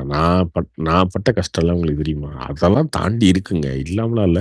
நம்ம வெளிப்படுத்துறது இல்ல. பிரசாந்த் அண்ணன் மாரி நம்ம சொல்றது இல்ல. எல்லாத்தையுமே வந்து நாங்க அவ்வளோ கஷ்டப்பட தெரியுமா? அவ்வளோ கஷ்டப்பட்டோம். அது நம்ம சொல்லலாம். சொல்றதுக்கு வந்து என்னன்னா, இப்போ ஒரு 1 ஹவர் டைம் எடுத்துக்கலாம்னு வச்சுக்கோங்களேன். டைம் எடுத்து எல்லாத்தையும் சொல்லலாம். நான் இப்படி கஷ்டப்பட்டேன், இப்படி கஷ்டப்பட்டேன். அது ஏன்? அதெல்லாம் தாண்டி வந்தாச்சுல்ல. இன்னைக்கு நான் ஏசி ரூம்ல தான் தூங்கிட்டு இருக்கேன். நான் லக்ஸரியா தான் வாழ்ந்துட்டுருக்கேன். இன்னைக்கு வந்து நான் இல்லைங்க, நான் அன்னைக்கு அவ்வளோ கஷ்டப்பட்டேன் தெரியுமா? இன்னைக்கு அவ்வளோ கஷ்டம். ஸோ இதெல்லாம் கடந்து வந்தாச்சு. இது முடிஞ்சு போச்சு, அவ்வளோதான். இத நம்ம திரும்ப திரும்ப சொல்லிக்கிட்டு, நான் ஒரு ப்ரிவிலேஜ் தேடிக்கிட்டு, நான் கஷ்டப்பட்டு வந்தவன், நான் உழைச்சு வந்தவன் அப்படின்னு நம்ம சொல்லி உங்ககிட்டலாம் வந்து இது பண்ணணும்னு எனக்கு தோணுனதில்ல. அதனால நான் சொன்னதே கிடையாது அது. ரொம்ப கஷ்டப்பட்டு தான் வந்திருக்கோம். எல்லாரும் கஷ்டப்பட்டு தான் வந்திருப்பீங்க. எல்லாருமே லைஃப்ல அப்படிதான். எல்லாருமே யாரு பெரிய கோடீஸ்வரன் வீட்ல பொறந்தவங்க கூட அப்படித்தான் இருப்பீங்க. நார்மலா எங்கள மாரி பொறந்தவங்க கூட அப்படித்தான் இருப்பீங்க. இது திரும்ப திரும்ப சொல்றதுல என்ன இருக்கு? 500 பேர் நம்மட்ட கேட்கறாங்கன்றதுக்காக நம்மளா பில்டப் பண்ணிட்டு இருந்தா சொல்லிக்கிட்டு. ப்ரோ இன்னொன்று ப்ரோ, நீங்கள் இது டிஸ்ட்ரிபியூட்டர் லைன் வந்த பிறகு தான் ப்ளூ சட்டை மாறனோட சேர்ந்து படம் பார்த்துட்டு இருந்தீங்களா, இல்லை அதுக்கு முன்னாடி ஆமாம், தான்? ப்ளூ சட்டை மாறன் வந்து எனக்கு எப்படி பழக்கம்னா, நான் வந்து இந்த ஃபஸ்ட்டு வந்து ப்ரௌசிங் சென்டரில் வேலை பார்த்துட்டு இருந்தேன்னு சொன்னேன்ல, வேலை பார்க்கல, ஃப்ரெண்டோட ப்ரௌசிங் சென்டரில் பார்த்துக்கிட்டு இருந்தேன். அங்கே வந்து இப்போ தானே யூடியூப்லாம் வச்சுருக்கீங்க. இப்போலாம் ஜியோ வச்சுருக்கீங்க, யூடியூப் வச்சுருக்கீங்க, எல்லாரும் ஃபோன்லேயே யூடியூப்லாம் பார்த்துட்ருக்கீங்களா? அப்போ வந்து நீங்கள் ஃபோன்லேயே டேட்டா பேக்கே போடணும் தனியாக. 1 ஜிபி அப்படின்னா 1 ஜிபிக்கு $200 ஸ்பெண்ட் பண்ணி போடணும். அந்த மாதிரி இருக்கும் யூடியூப் சேனலுக்கு. யூடியூப்லேயே நீங்கள் ஓப்பன் பண்ணி பார்க்க முடியாது. ஒரு வீடியோ பார்த்தீங்கன்னா திடீர்னு ₹10 போயிடும். அந்த மாதிரி. அந்த 50 MB 10 ரூபா அந்த மாதிரி அந்த சொல்றீங்களா? மாதிரி சொல்கிறேன். ஒரு ப்ளூ சட்டை மாறனோட வீடியோ பார்த்தீங்கன்னா ₹10 போயிடும் நீங்கள் உங்களுக்கு. அந்த டைமில் வந்து நான் ஃப்ரெண்டோட பிஸ்னஸ் சென்டரில் வேலை பார்த்தேன். அதனால் அங்கே உட்காந்து ப்ளூ சட்டை மாறனோட வீடியோலாம் பார்த்து அப்போ அவர் ஃபோன் நம்பர் கீழே போட்டிருப்பாரு. அப்போ அவருடைய வீடியோலாம் பார்த்தீங்கன்னா 500 வியூஸ் தான் போகும். 400 வியூஸ் 500 வியூஸ் தான் போகும். அப்போ அவருடைய ஆரம்ப காலகட்டம். இப்போ இருக்கிற ப்ளூ சட்டை மாறன் கிடையாது. 10 லட்சம் 1 மில்லியன் ப்ளூ சட்டை மாறன் இல்லை. நான் சொல்கிறது வந்து 1000 சப்ஸ்கிரைபர் 200 300 வியூஸ். கத்திட்டேன். அதுக்கு முன்னாடி இனிஷியல் ஸ்டேஜ் அவருடைய ஃபஸ்ட்டு ஒரு 4-5 வீடியோக்குள்ளே சொல்கிறேன். இந்த ப்ளூ சட்டையோட ஃபஸ்ட்டு ஒரு ப்ளூ சட்டை போட்டிருப்பாரு. அந்த ஒரு நார்மலாக கட்ட போட்ட ஸ்கை ப்ளூ சட்டை போட்டிருப்பாரு. அப்போ அந்த வீடியோஸ் அந்த மாதிரி அப்பயே வந்து நான் பார்த்துட்டு நல்லா இருக்கே அப்படின்னு சொல்லிட்டு அந்த ஃபோன் நம்பர் போட்டிருக்கேன்னா அவர்கிட்ட ஃபோன் பண்ணி பேசிட்டு இருந்தேன். அப்போ பேசிட்டு இருக்கும் போதுல இருந்து பழக்கம் எனக்கு. அப்போயிலிருந்து பழக்கம். நாங்கள் 2 பேரும் அடிக்கடி பேசுவோம். இது இப்போ சினிமாவை பற்றி மற்ற விஷயங்களை பற்றிலாம் பேசுவோம். இன்றைக்குமே அந்த பழக்கம் இருக்குது, அப்படியே இருக்குது. அவரும் மாறல. அவர் அப்படியே தான் இருக்கார். நான் கூட மாறிட்டேன், நிறைய மாறிட்டேன். நான் நிறைய அதுக்கப்புறம் என் லைஃப் ஸ்டைல்லேருந்து எல்லா விஷயங்களும் மாறிடுச்சு. ஆனால் அண்ணன் அப்படியே தான் இருக்கார். நான் எப்படி 15 வருஷத்துக்கு முன்னாடி அவரை பார்த்தேனோ அப்படியே தான் இருக்கார் அவர். ப்ரோ அவருடைய ரிவ்யூவில் உங்களுக்கு எப்படி உடன்பாடு இருக்கா? அவர் ரிவ்யூ பண்ணுற ஸ்டைல்லாம் அவரு ஆக்சுவலி நான் அவர் திட்டுறத சொல்லலை. அவர் இப்போ ரிவ்யூ பண்ணுறது எப்படின்னா ஒரு கதையோட கருவையே அப்படியே சொல்லிடுறாரு ரிவ்யூவில். இல்ல எனக்கு வந்து இப்ப இருக்க சொல்லுங்க நான் அப்புறம். அது வந்து ஒரு கதையில உள்ள கருவையே அப்படி சொல்லிட்டு அது நம்ம பாக்குறவங்களுக்கு முழுசா அந்த எல்லாமே தெரிஞ்சிருது. அது ரிவீல் பண்ற மாதிரி ரிவ்யூ பண்ணிடுறாரு. இப்போ இவர் ஒரு ஃபிலிமி கிராஃப்ட் அருண்லாம் இருக்காரு. அவருடைய ரிவ்யூ என்னன்னா அவர் கதையே சொல்ல மாட்டாரு. அது எதுவுமே வராது. ஜஸ்ட் பாசிட்டிவ் நெகட்டிவ், அதுக்கப்புறம் அதுல பிளஸ் என்ன மைனஸ் என்ன, யார் யார் பார்க்கலாம், யார் யாருக்கு பிடிக்கும், இல்ல இது ப்ரோ, இப்படி அவருமே சொல்லிட்டு போயிரு ஒன்லைன் சொல்லிடுறாரு. ஒன்லைன் இல்ல இல்ல ஓகேங்க. இன்னொன்னு பட் இவர் ப்ளூ சட்டை மாறன் இல்ல எப்படின்னா இல்லைங்க ஃபர்ஸ்ட்ல இல்ல இல்ல இருந்து ப்ளூ சட்டை மாறிட்டு என்னன்னா அவர் வந்து ஒரு சில படங்களில் சொல்லிடுவார். ஆனால் ஒரு சில படம் ரொம்ப இம்பார்ட்டண்ட்டாக நல்ல படங்கள் அப்படின்னு தோணுது பார்த்தீங்களா, அந்த படத்துக்கு அவரே சொல்ல மாட்டார். அவரே என்ன பண்ணுவார்னா இதெல்லாம் சொல்லி முடிச்சுட்டு இதுக்கப்புறம் நடக்கிற படம் தான், இதுக்கப்புறம் என்ன நடந்துச்சு அப்படின்றது தான் கதை அப்படின்னு சொல்லிட்டு, இது எப்படி இருந்துச்சுன்னு கேட்டிங்கன்னா அற்புதமாக இருந்துச்சு, அருமையாக இருந்துச்சு, விறுவிறுப்பாக இருந்துச்சு அப்படின்னு சொல்லி அப்படி போய் கடந்து போயிடுவார். கலாய்க்கிற மூடில் வரும்போது சில படங்களுக்கு வந்து கலாய்க்கணும் அப்படின்றதுனால அந்த கதைய சொல்லி, "டேய் இதெல்லாம் ஒரு கதையாடா" அப்படின்ற மாரி அவர் கலாய்க்கிறதுக்காக சொல்லுவாரு. நீங்க அந்த கலாய்க்கிற மூட்ல சொல்ற விஷயங்கள் பார்த்தீங்கன்னா, அந்த கதைய ரிவீல் பண்ணாலும் ஒண்ணு தான், ரிவீல் பண்ணலனாலும் ஒண்ணு தான். அது ஒண்ணும் பிரச்சனை இல்ல. ஆனா, ப்ரோ முக்கியமான இருக்க படங்கள் பார்த்தீங்கன்னா, அவரு வந்து அந்த மாரி கதைய ரொம்பலாம் ரிவீல் பண்ண மாட்டாரு. ப்ரோ. ஆனா அவர் அவர் இந்த கலாய்க்கிறாரு பார்த்தீங்களா, அது ரொம்ப அளவுக்கு மீறி கலாய்க்கிறது அந்த டைரக்டர்ஸ் எல்லாம் ரொம்ப நோகடிக்கும்ல, ஹர்ட் ஆகும்ல. அத அவர் ஏன் யோசிக்க மாட்டேங்கிறாரு?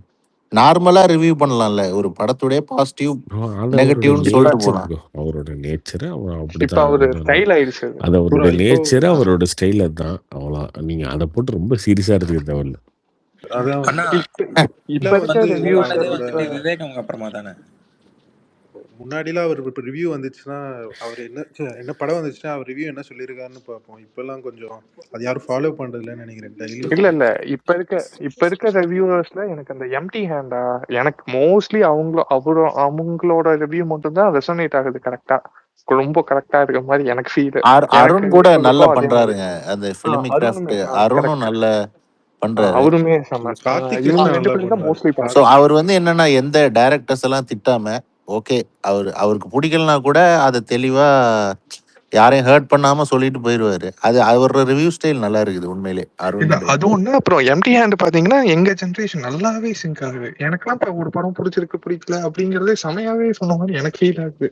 நான் நிறைய படம் பாக்குறப்ப எல்லாமே எனக்கு எனக்கு ஏத்த மாதிரிதான் கரெக்டா எனக்கு என்ன தோணுச்சோ அதே மாதிரிதான் சொன்ன மாதிரிதான் இருக்கும் மோஸ்ட்லி. எம்டி ஹேண்டுமே செம. காக்கி டாக்கீஸ் கார்த்தி கூட நல்லா ரிவ்யூ பண்றாரு கார்த்திக் பாருங்க. கிருஷ்ணா நல்லா பண்ணுவார். அவரு நான் இல்ல அந்த ப்ரோ, இல்ல இல்ல ஹிந்துல இருந்தே பார்த்துட்டு எல்லாருக்கும் இருக்கேன். ப்ளூ ஹிந்துல இருந்தே சட்டன் மாறன் பொறுத்தவரை இப்போ ஃபார் எக்ஸாம்பிள் நீங்க வந்து ஒரு படம் பிடிக்கிறேன்னு ஒருத்தர் விமர்சனம் பண்றாங்கன்னு வைங்களேன், அதை எக்ஸ்பெக்ட் பண்ணி இருக்கிற ஆடியன்ஸ் சில பேர் இருப்பாங்க, அதை பார்த்து சந்தோஷப்படுறவங்க சில பேர் இருப்பாங்க.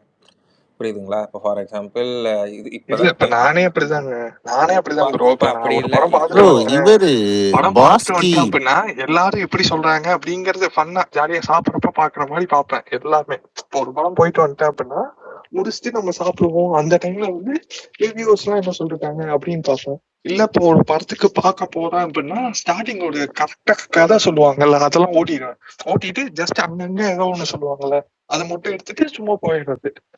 ப்ரோ பிரசாந்த் ப்ரோ அது வந்து ரிவ்யூ சொல்லிட்டு இருக்கும் போதே அவர் நடுவுல ஆட்லாம் கொண்டு வர ஆரம்பிச்சாருங்க. அது வந்து அது இல்ல ஒரு டிஃபரெண்டா இருந்துச்சு. அப்புறம் ஸ்டார்டிங்லாம் பிரசாந்த் ப்ரோ. அப்புறம் அப்புறம் இன்னொன்னு என்னன்னா ப்ரோ இவரு கார்த்திக் ப்ரோ இவர் பாஸ்கி வந்து முன்னாடி ரிவ்யூ பண்ணிட்டு இருந்தாரு. இப்ப ஏன் நிறுத்திட்டாரு? அது அவருடைய ரிவ்யூலாம் நல்லா இருக்கும். அவர் அந்த தியேட்டர்ல ரிவ்யூ பண்ணிட்டு அப்படி வாசல்லையே அந்த மல்டிப்ளெக்ஸ்லயே வச்சு ரிவ்யூ பண்ணுவாரு. பாஸ்கி காமெடியா, அதாவது சென்ஸ் ஆஃப் ஹியூமரோட ரிவ்யூ பண்ணுவாரு. அவர்லாம் என்ன நிறுத்திட்டாரு அந்த இதை. தெரியலையே என்னாச்சுன்னு. இப்ப ஆதித்யா டிவில ஏதோ அந்த அதெல்லாம் விடுங்க. சன் டிவிலாம் வீக்லி இப்ப வராது. பார்த்தா சன் டிவிலாம் அந்த சண்டே டாப் 10 மூவிஸ்னு வருங்க, அதெல்லாம் இப்பெல்லாம் வருதா? டாப் 10 அதுக்கு இது காலையில ஒண்ணு போடுவாங்களே, இந்த அதெல்லாம் எப்பயோ வாரம் டாப் 10 நிறுத்திட்டாங்கன்னு மூவிஸ். நினைக்கிறேன். அதெல்லாம் இப்போ டாப் 10 போயிடுச்சு ப்ரோ. டாப் 10 நான் சின்ன வயசுல இருக்கும்போதுதான் என்ன சொல்றது அந்த சன் பிக்சர்ஸ் எல்லாம் விடுவாங்கல்ல என்ன சொல்றது அயனு பேஷக்காரன் அதெல்லாம் ப்ரோமோலாம் வரும் அதெல்லாம் செம டைம். அந்த டைம்ல எல்லாம் நமக்கு வந்து புது படத்தோட ஆக்சஸ் மூவி சீன்ஸ்லாம் பார்க்க முடியாது. ஸோ அந்த மாதிரி டாப் 10 எல்லாம் சூப்பரா இருக்கும். ஒரு சீன் பார்ப்போம், நமக்கு புதுசா இருக்கும், ப்ரோ. அந்த இது மாதிரிலாம் தோணும். கார்த்திக் ப்ரோ எனக்கு உங்ககிட்ட ஒரு கொஸ்டின். நீங்க கதையெல்லாம் நிறைய கேட்பேன்னு சொன்னீங்கல்ல, எனக்கு இந்த கதையை ரெஜிஸ்டர் பண்றதுல சில டவுட் இருக்கு. அதாவது இப்போ நார்மலா ஒரு டைரக்டர்ஸ் வந்து கதையை அசோசியேஷன்ல போய் ரெஜிஸ்டர் பண்ணுவாங்களே, அது வந்து அதுக்கு எதுவும் என்ன என்ன ப்ரொசீஜர்? அது ஃபுல் அண்ட் பவுண்ட் ஸ்கிரிப்டோட தான் அவங்க ரெஜிஸ்டர் பண்ணணுமா, இல்லைன்னா ஒரு சினாப்சிஸ் 1 பேஜ் சினாப்சிஸோடையே ரெஜிஸ்டர் பண்ணா கூட அது ஒத்துக்குவாங்களா? அது அது போக இப்ப ஒரு படம் எடுக்கிறதா இருந்தாலே அது கண்டிப்பா ரெஜிஸ்டர் பண்ணி தான் இருக்கணும். அப்படி எதுவும் ரூல் இருக்கா?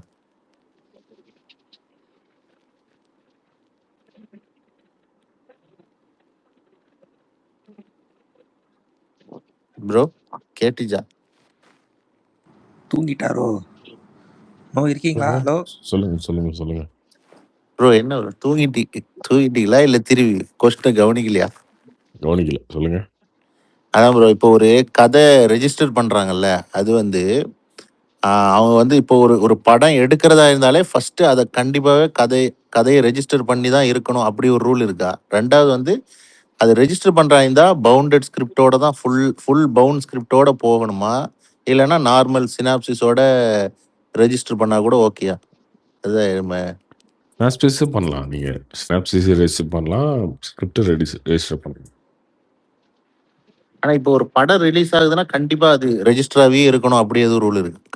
இல்லை கதை ரெஜிஸ்டர் அது பண்ணாமல் கூட அது பண்ணி வச்சிட்டிங்கன்னா சேஃப் உங்களுக்கு. நாளைக்கு உங்கள் கதை யாராவது எடுத்துட்டாங்கன்னா கூட நீங்கள் கிளைம் பண்ண முடியும். ஓகே. ரெஜிஸ்டர்னா ஒன்றும் இல்லைங்க. நீங்கள் ஒரு சங்கம் இருக்குங்க. ரைட்டர் யூனியன் இருக்கும், டைரக்டர் யூனியன் இருக்குது, ஓகேவா? இப்போ நீங்கள் ஒரு கதை இருக்குன்னு வச்சுக்கோங்களேன், ஒரு 100 பக்கத்துக்கு அந்த கதையை எழுதி வச்சுருக்கீங்கன்னா, அந்த கதை அதை வந்து பிரிண்ட் எடுத்து ஒரு இதில் போட்டு ஒரு கவரில் ஃபைலில் போட்டு அந்த ஃபைலை கொண்டு போய் கொடுத்து அவங்ககிட்ட கொடுத்துருவீங்க ஒரு காப்பி. கொடுத்துட்டு நான் இந்த மாதிரி இந்த காப்பியை வந்து கொடுத்துருக்கேன், இந்த கதையை வந்து 2026 ஜூன் மாதம் ரிஜிஸ்டர் பண்ணியிருக்கேன், அதை அவங்க வச்சுப்பாங்க அந்த காப்பியை. இப்போ நாளைக்கு டிஸ்பியூட் வருதுன்னு வச்சுக்கோங்களேன், நவீன் வந்து அவன் வந்து சொல்கிறான், கார்த்தி ஒரு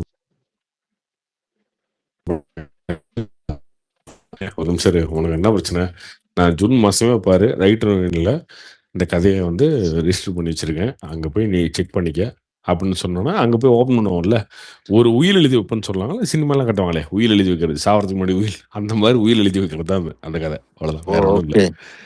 அப்போ போய் நீங்கள் அதை எடுத்து பார்க்கும்போது, ஆமாப்பா என்னப்பா 1 வருஷத்துக்கு முன்னாடியே அந்த கதையை வந்து ரிஜிஸ்டர் பண்ணியிருக்காரு, இப்போ ஓப்பன் பண்ணி படிங்க அப்படின்னு ஓப்பன் பண்ணி, ஆமாம் படித்த கதை கரெக்டாக இருக்கே, சரியாக தாங்க போச்சு, இப்போ கார்த்திக் அது தாங்க இது சொல்லுவாங்க.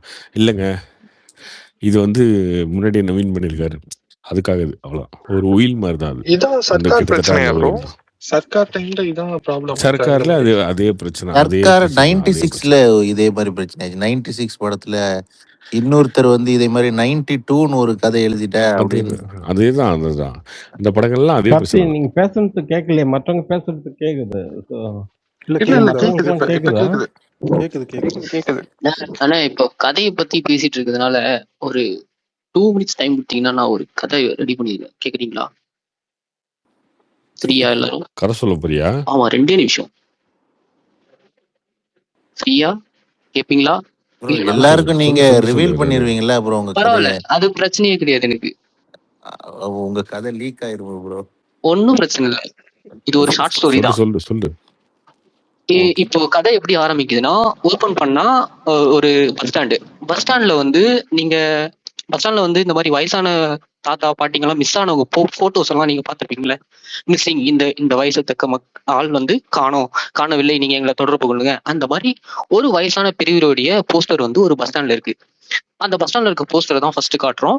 அப்படியே கட் பண்ணா 1980s காலகட்டத்துல ஒரு ஃபேமிலி, ஒரு மிடில் கிளாஸ்ல மொத்தம் 3 பேர், அம்மா அப்பா, ஒரு 4 வயசு குட்டி பையன். அம்மா அப்பா 2 பேருமே ஒர்க்கிங் உமன்ஸ், ஒர்க் பண்றவங்க தான். இதுல என்னன்னா, அப்பாக்கு வீக்கெண்ட்ல சாட்டர்டே லீவ் இருக்கு, ஆனா அம்மாக்கு லீவ் இல்லை, அம்மா கண்டிப்பா வேலைக்கு போய் ஆகணும். அந்த டே வந்து பையனை பாத்துக்கிற உமனும் வரல. ஸோ அதனால இன்னைக்கு டே ஃபுல்லா நீங்க தான் நம்ம பையனை பாத்துக்கணும், நீங்க ஓகேவா அப்படின்ற மாதிரி ஒய்ஃப் வந்து ஹஸ்பண்ட் கிட்ட கேக்குறாங்க. ஹஸ்பண்ட் வந்து ஒன்னும் பிரச்சனை இல்லை, நான் பையனை பாத்துக்கிறேன், நீ தாராளமா வேலைக்கு போயிட்டு வா அப்படின்ற சொன்னதும் ஓகேன்னு சொல்லிட்டு ஒய்ஃபும் வந்து காலையிலே ஹஸ்பண்டுக்கும் பையனுக்கும் தேவையான சாப்பாடுலாம் செஞ்சு வச்சுட்டு அவங்களும் லஞ்ச் பேக் பண்ணிட்டு பத்திரமா பையனை பாத்துக்கோங்க அப்படின்ற மாதிரிலாம் சொல்லிட்டு கிளம்பிடுறாங்க. அவங்க போனதும் பையனை பாத்துக்கிறதுலாம் ஒரு விஷயமா அப்படின்ற மாதிரி அப்பாவும் அசால்ட்டா இருந்துடுறாரு. ஆனா அந்த 4 வயசு பையன் இருக்கான்ல, அவன் ரொம்ப வாளு. அவனால ஒரு இடத்துல கண்ட்ரோல்டா உட்காரவே முடியாது. ஓடுறான், கிச்சனுக்கு போறான், ஃப்ரிட்ஜை திறக்கிறான், ஃப்ரிட்ஜ்ல இருக்க பொருளை தள்ளி விடுறான், டப்பாவெல்லாம் கொட்டி விட்டுறான், இப்படி வீட்டுக்குள்ளேயே சுத்திக்கிட்டே இருக்கான். ஏன்னா இவன் கண்ட்ரோலே இல்லாம இருக்கான்னு சொல்லிட்டு அப்பாவும் எவ்வளவோ கண்ட்ரோல் பண்ண ட்ரை பண்றாரு. ஒரு கட்டத்துல அந்த பையன் கதவை திறந்துட்டு வெளியில எல்லாம் ஓட ஆரம்பிச்சிடறான். ஐயோ, ரோடுக்கெல்லாம் போறானே, எப்படி இவனை கண்ட்ரோல் பண்றது தெரியல அப்படின்னு சொல்லிட்டு மொழி பிதுங்கி போன நம்ம அப்பா ஒரு ஐடியா பண்றாரு, தப்புன்னு ஒரு ஐடியா பண்றாரு. டிவி ஆன் பண்ணிட்டு உட்கார வைக்கிறாரு. ஆனா டிவி பார்த்தாலும் அவனால உட்கார முடியல. அப்பயும் ஏதாவது ஒண்ணு பண்ணிக்கிட்டு சேட்டை பண்ணிக்கிட்டே இருக்கான். எப்படிதானா இவனை கண்ட்ரோல் பண்ணி உட்கார வைக்கிறது வீட்டுக்குள்ள அப்படின்னு சொல்லிட்டு அவர் ஒரு யோசனை பண்றாரு. அங்க இருந்து அப்படியே கட் பண்ணா ஈவினிங் 6 மணி. ஒய்ஃப் வந்து வேலை முடிச்சுட்டு ரிட்டர்ன் வீட்டுக்கு வராங்க. வீட்டு வாசல்ல இருந்தபடியே வீட்டுக்குள்ள என்ன நடக்குதுன்னு சொல்லிட்டு பாக்குறாங்க. ஹஸ்பண்ட் பார்த்தா ஹாயா உட்காந்து டிவி பார்த்துட்டு இருக்காரு. ஓகே, பையன் என்ன பண்றான்னு சொல்லிட்டு பாக்குறாங்க. பையனை நம்ம இப்ப ரிவீல் பண்ணல. வாசல்ல நின்றுட்டு இருக்க ஒய்ஃப் வந்து அவங்க பையனுடைய நிலைமையை பார்த்துட்டு ஒரு மாதிரி கோவமாயி அவங்க கையில இருந்த டிஃபன் பாக்ஸ் தூக்கி சேர் மேல உட்காந்துட்டு டிவி ஹாயா உட்காந்து டிவி பார்த்துட்டு இருக்க ஹஸ்பண்ட் கழுத்தா மாட்டிலே அடிக்கிறாங்க. அப்படியே ஹஸ்பண்ட் இப்போ அடிச்சு பிடிச்சி ஏன் இப்படி என்னாச்சு அப்படின்னு சொல்லிட்டு திரும்பி பார்த்தா ஒய்ஃப் கொலவெறியோட அவங்க ஹஸ்பண்ட பாக்குறாங்க. அப்படி என்ன ஹஸ்பண்ட் பண்ணிருப்பாரு, குழந்தைய இவர் என்ன பண்ணிருப்பாருன்னு சொல்லிட்டு இங்கதான் அப்படியே க்ளோஸ் அப் காட்டுறோம். காட்டினா இவர் உட்காந்துட்டு இருக்க இரும்பு சேர பையனை வந்து ஒரு துணி போட்டு காலில் கட்டி வச்சிருக்காரு. அந்த கால் கட்டி போட்ட இடத்துல அந்த பையனுக்கு அப்படியே கண்ணி புத்து போயிருக்கு. அவன் கால் இழுத்து இழுத்து ஒரு மாதிரி செவந்து போயிருக்கு. பையனை பார்த்துக்க சொன்னா இப்படி ஒரு சுச்சுவேஷன்ல அவனை வச்சிருக்கியா அப்படின்னு சொல்லிட்டு அந்த கோத்துல தான் அவங்க டிஃபன் பாக்ஸ் தூக்கி கழுத்தாமட்டிலே அடிச்சிருக்காங்க. இப்படி ஒரு சம்பவம் நடந்துச்சு அவங்க ஃபேமிலியில. இப்ப அப்படியே கட் பண்ணா ஒரு 30 இயர்ஸ் கழிச்சு அந்த சின்ன பையன் பெரியவன் ஆயிட்டான். அவன் ஃபாரின்லாம் போயிட்டு அவனுக்கு ஒரு பையன் பிறந்து ரொம்ப வருஷம் கழிச்சு அப்பாவை பாக்குறதுக்காக ரிட்டர்ன் அவன் சொந்த ஊருக்கு வரான். அதே பழைய வீடு, அந்த வீட்டுல தான் அவங்க அப்பா இன்னும் இருக்காரு. வீட்டுக்குள்ள போறான். உள்ள போனதுமே அப்பா எங்கன்ற மாதிரி கேட்டுட்டே போறான், தன் பையனை காட்டலாம்னு சொல்லிட்டு. உள்ள போனா கிச்சன்ல இருந்து ஒரு லேடியோட குரல், அப்பா வந்து அந்த கடைசி ரூம்ல தான் இருக்காரு, போய் பாரு அப்படின்றாங்க.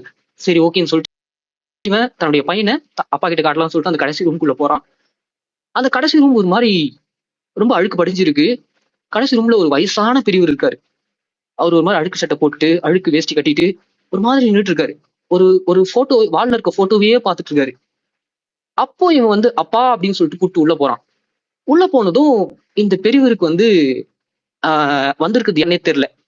வந்திருக்க அந்த பையன் கிட்ட டக்குன்னு எடுத்த உடனே கேட்கிற கேள்வி, இந்த போட்டோல ஒரு லேடி இருக்காளே யார் இவ அப்படின்ற மாதிரி கேட்கிறாரு. அப்பதான் இந்த ஃபாரின் ரிட்டர்ன் பையன் அப்பா கிட்ட வந்து, அப்பா அவங்க அம்மா. இது அம்மாவா? ஏடா போன உங்க அம்மா, ரொம்ப நாள் ஆளே காணோம் அப்படின்ற மாதிரி கேட்க, அம்மா வந்து இறந்து கிட்டத்தட்ட 4-5 வருஷம் ஆகுதுப்பா. ஓ, இறந்துட்டாளா அவ அப்படின்ற மாதிரி அப்பதான் அவர் வந்து ரியலைஸ் பண்றாரு. அப்பா நீ சாப்பிட்டியாப்பா அப்படின்ற மாதிரி இந்த ஃபாரின் ரிட்டர்ன் பையன் கேட்கறான். அவர் அப்படியே ஒரு மாதிரி சிரிச்சுட்டே பாக்குறாரு. ஒரு நிமிஷம் இருப்பா, நான் போய் சாப்பாடு எடுத்துட்டு வரேன் அப்படின்னு சொல்லிட்டு கிச்சனுக்கு வந்து சாப்பாடு தட்டுல போட்டு எடுத்துட்டு வந்து அப்பாவுக்கு வந்து சாப்பாடு கொடுக்கலான்னு பாக்குறான். அப்படியே அவர் அந்த வீட்டுல அந்த ரூம்ல வந்து ஒரே ஒரு இரும்பு கட்டில் மட்டும் இருக்கு. அந்த இரும்பு கட்டில உட்கார வச்சு பையன் வந்து அப்பாவுக்கு சாப்பாடு ஊட்டுறான். அப்படி ஒரு சாப்பாடு ஊட்டிகிட்டே இருக்கும்போது டக்குன்னு பார்த்தா இவர் கூப்பிட்டு வந்த அந்த குட்டி பையன் இருக்கான்ல, அவன் வந்து சுத்தி விளையாடிக்கிட்டு இருக்கான். அவன் கையில ஏதோ சங்கிலி மாதிரி இருக்கு. ஏன்னா இவன் நம்ம பையன் ஏதோ சங்கிலி வச்சு விளையாடிக்கிட்டு இருக்கானேன்னு சொல்லிட்டு இந்த ஊட்டி விட்டுட்டு இருக்க ஃபாரின் பையன் கீழே அப்படியே குனிஞ்சு பாக்குறான். குனிஞ்சு பார்த்தா அவங்க பையன் கையில ஒரு சங்கிலி இருக்கு. அந்த சங்கிலியோட இன்னொரு நாட்டு வந்து அங்க இருக்க இரும்பு கட்டில கட்டி இருக்கு. அதோடைய இன்னொரு முனை எங்க அப்பாவுடைய காலில் லாக் பண்ணிருக்கு. அதை பாத்தீங்க அப்படியே கண் கலங்க. அப்போ அந்த இடத்துல அந்த குட்டி பையன் அந்த சங்கிலி கையில இருக்குல்ல, அந்த சங்கிலியில வந்து ஒரு பெரிய பூட்டு இருக்கு. அந்த பூட்டை ஓபன் பண்ணணும் அப்படின்ற மாதிரி அந்த நாள் அவனுக்கு இருக்க அந்த அறிவுக்கு என்ன சொல்றான்னா, அப்பா கீ கொடு அப்படின்னு சொல்லிட்டு கேட்கறான். இப்ப அப்படியே தான் அப்பாவுடைய நிலைமையை பார்த்து ஒரு மாதிரி ஃபீல் பண்ணி அழுகுறான். டக்குன்னு இவன் பாக்கெட்ல கார் கீ இருக்கு. அந்த கார் கீ எப்படிங்க எடுத்து வந்து அந்த பூட்டை ஓபன் பண்ண இந்த குட்டி பையன் ரொம்ப ட்ரை பண்ணிக்கிட்டே இருக்கான். இப்படி ஒரு சுச்சுவேஷனை இந்த பையன் அப்படியே பாக்குறான். கட் பண்ணா இப்ப அப்படியே திரும்ப அந்த காணாம போன வயசானவங்களுடைய போட்டோஸை நம்ம காட்டுறோம். இது மூலியமா என்ன தெரியுது?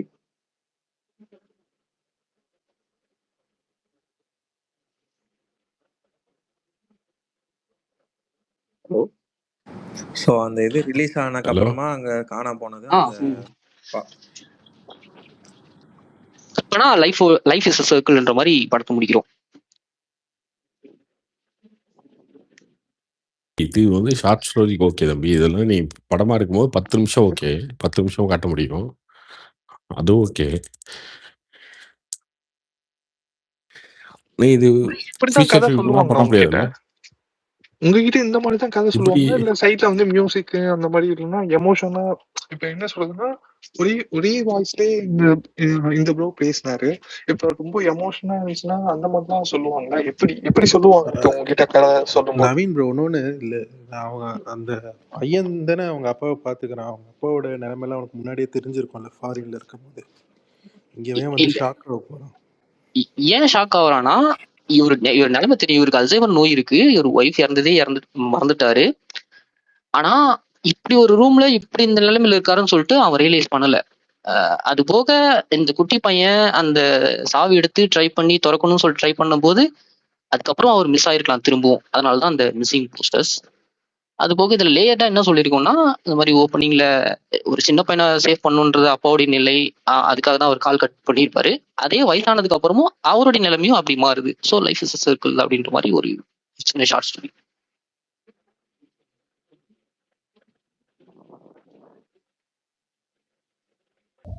இல்லை இப்போ அந்த நல்லதாக இருந்தது, எமோஷனாக இருந்தது. ஆக்சுவலாக அது வரும்போது அந்த பையன் அவங்க அப்பா மட்டும் ஃபாரின்லேருந்து ரிட்டர்ன் ஆகாமல் அவன் இந்த பையனோட அம்மாவும் மீன்ஸ் இவனோட ஒய்ஃபும் வந்து அது டீ போட போயிட்டு ரிட்டர்ன் வரும்போது இவன் காலையிலேருந்து அங்கே கட்டிடுறது பார்த்துட்டு அதே ஆக்ஷனை இவனுக்கு பண்ணியிருந்தாக்கா பெட்டராக இருக்குமோன்ட்டு ஒரு ஃபீல். சார் இது ஓகே சார். இந்த மாதிரி இருக்கு இல்லையா, இதுதான் டிஸ்கஷன். இப்போ நவீன் சொன்னா பார்த்தீங்களா கதை, இப்போ ஒரு கதை எப்படி உருவாகுதுன்னு இருக்குல்ல. இப்போ நவீன் ஒரு டேரக்டர்னு வச்சுக்கோங்களேன். நவீன் இதை சொல்கிறாரு அப்படின்னா அசிஸ்டன்ட் டேரக்டர்ஸில் என்ன வேலை அப்படின்னா இதுதான். சரி இப்படி இருந்தா என்ன சார், இது இப்படி இருந்தா என்ன சார் அப்படின்னு சொல்லுவோம்ல. இப்போ நீங்கள் சொல்கிறீங்களா, அமர்நாத் சொல்கிறீங்களா, அமர்நாத் மாதிரி ஒருத்தர் வந்து சொல்லும்போது இப்படி இருக்கலாமே அப்படின்னு சொல்லி கொஞ்சம் கொஞ்சமாக இம்ப்ரவைஸ் பண்ணுறது தான் ஒரு கதை. இப்படி தான் உருவாகும் எல்லாமே. கதை வந்து ஒரு ஒரு சின்ன ஒரு ஏதோ ஒரு சின்ன ஐடியாவில் தான் உருவாகும். மொத்தமாகவே கம்ப்ளீட்டாக உருவாகிறது அப்படி தான் உருவாகும். பட் இது ஒரு ஷார்ட் ஸ்டோரிக்கு ஓகே, ஒரு 10 நிமிஷம் கதைக்கோ இல்லை ஷார்ட் ஸ்டோரிக்கோ ஒரு யூடியூப் வீடியோக்கோ அந்த மாதிரி இதுக்கெலாம் ஓகே.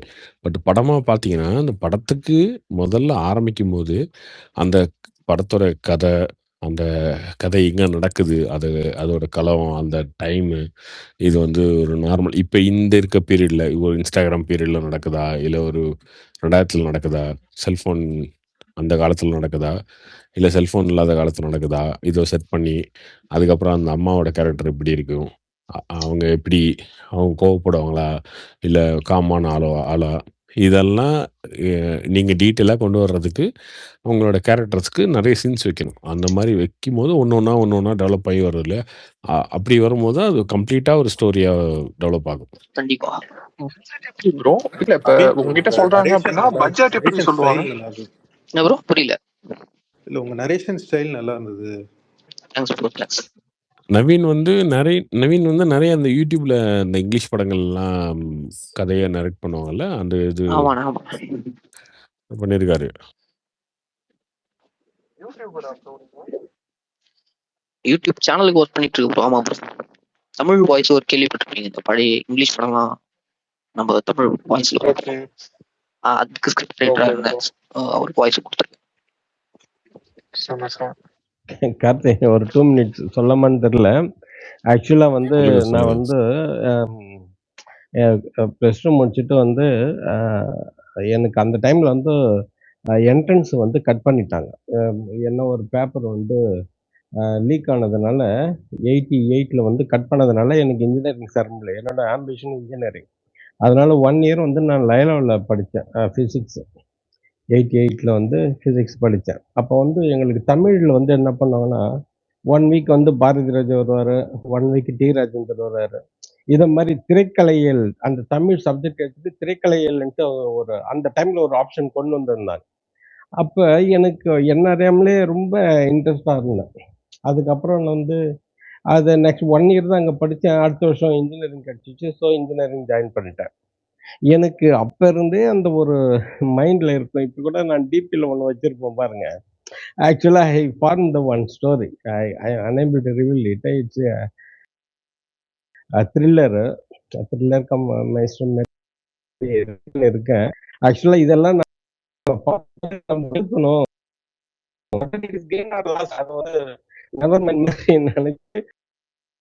நினைச்சு வச்சேன் நான். திருப்பி ஓட வேண்டியது நிலைமை இருக்கு. ஒரு நாள் எல்லாமே நான்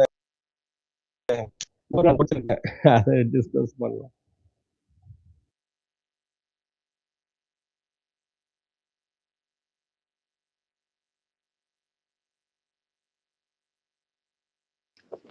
இப்போ ஒரு படம் உங்ககிட்ட ஒரு கதை சொல்றாங்கன்னா எப்படி அவங்க பட்ஜெட் டிசைட் பண்ணுவாங்க? ஏன்னா அவங்களுக்கு பெருசா தெரியாதுல்ல, எதை வச்சு இது வந்து இவ்வளவுதான் ஆகும் அப்படிலாம் சொல்றாங்க.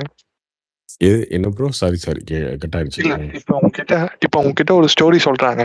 இப்போ வந்து பட்ஜெட் எவ்வளோன்னு கேட்டா அது எப்படி அது சொல்ல அவங்களுக்கு முடியும்? தெரியாது ப்ரோ. பட்ஜெட்லாம் அவங்களுக்கு தெரியாது ப்ரோ. எப்பயுமே சொல்ல முடியாது. ஒரு டைரக்டரால, ரைட்டரால பட்ஜெட் சொல்ல முடியாது. அவங்க வந்து ஒரு ஐடியா சொல்ல முடியும். அவ்வளோதான். இந்த படத்த இத்தனை நாள்ல முடிச்சிட முடியும். அப்படின்னு மட்டும் அவங்க சொல்ல முடியும். இப்போ ஒரு 40 நாள்ல நாங்க படத்த முடிச்சிடலாம். இப்போ ஒரு கதை வந்து மதுரையிலேயே ஓகே. நடக்குது. மதுரையில ஒரு 40 நாள் நடக்குதுன்னு வச்சுக்கோங்களேன். 40 நாள் மதுரையில இருக்கு. ஜெயில்ல ஒரு 20 நாள் இருக்கு. ஒரு கிராமத்துல ஒரு 10 நாள் இருக்கு. அதுக்கப்புறம் ஆக்ஷன் ஒரு 10 நாள் இருக்கு. ஒரு 40 நாள்ல படத்த முடிச்சிடும் அப்படின்னு சொன்னா, ஒரு ரஃப்பா ஒரு கால்குலேட் பண்ணுவோம் இல்லையா? எப்படின்னா ஒரு 40 நாள் ஓகே. 40 நாள் ஷூட்டிங் நடக்குது. 5லருந்து 8 லட்ச ரூபா ஆகும் ஒரு நாளைக்கு. அப்போ ஒரு 2லருந்து 3 கோடி ரூபா ஷூட்டிங்க்கு செலவாகும். அதுக்கு மேல ஆர்டிஸ்ட் யார் யார் போடுறோம். அத பொறுத்து அது இப்போ ஒரு படத்துல வந்து ஒரு 2 நான் ஒரு 10 கேரக்டர் தான் முக்கியமா ஒரு 5 கேரக்டர் தான் இருக்காங்க. முக்கியமான ஆளுங்க இருக்காங்க. அப்படின்னா அது ஒரு கணக்கு. இல்ல நெறைய கேரக்டர்ஸ் இருக்காங்கன்னா, அதுக்கான பட்ஜெட் மாறும். இதெல்லாம் வந்து டைரக்டராலயும் முடிவு பண்ண முடியாது. அதுக்கப்புறம் ஒர்க் பண்ணுவாங்க. அதுக்கப்புறம் வந்து எக்ஸிக்யூட்டிவ் புரொடியூசர், லைன் புரொடியூசர் இவங்கலாம் சேர்ந்து உட்காந்து பட்ஜெட்ட வந்து இவ்வளோ பட்ஜெட் ஆகும், அவ்வளோ பட்ஜெட் ஆகும் அப்படின்றத டிசைட் பண்ணுவாங்க. சரி ப்ரோ. அவங்களால வந்து பட்ஜெட்ட வந்து ஈஸியா கால்குலேட் பண்ணவே முடியாது.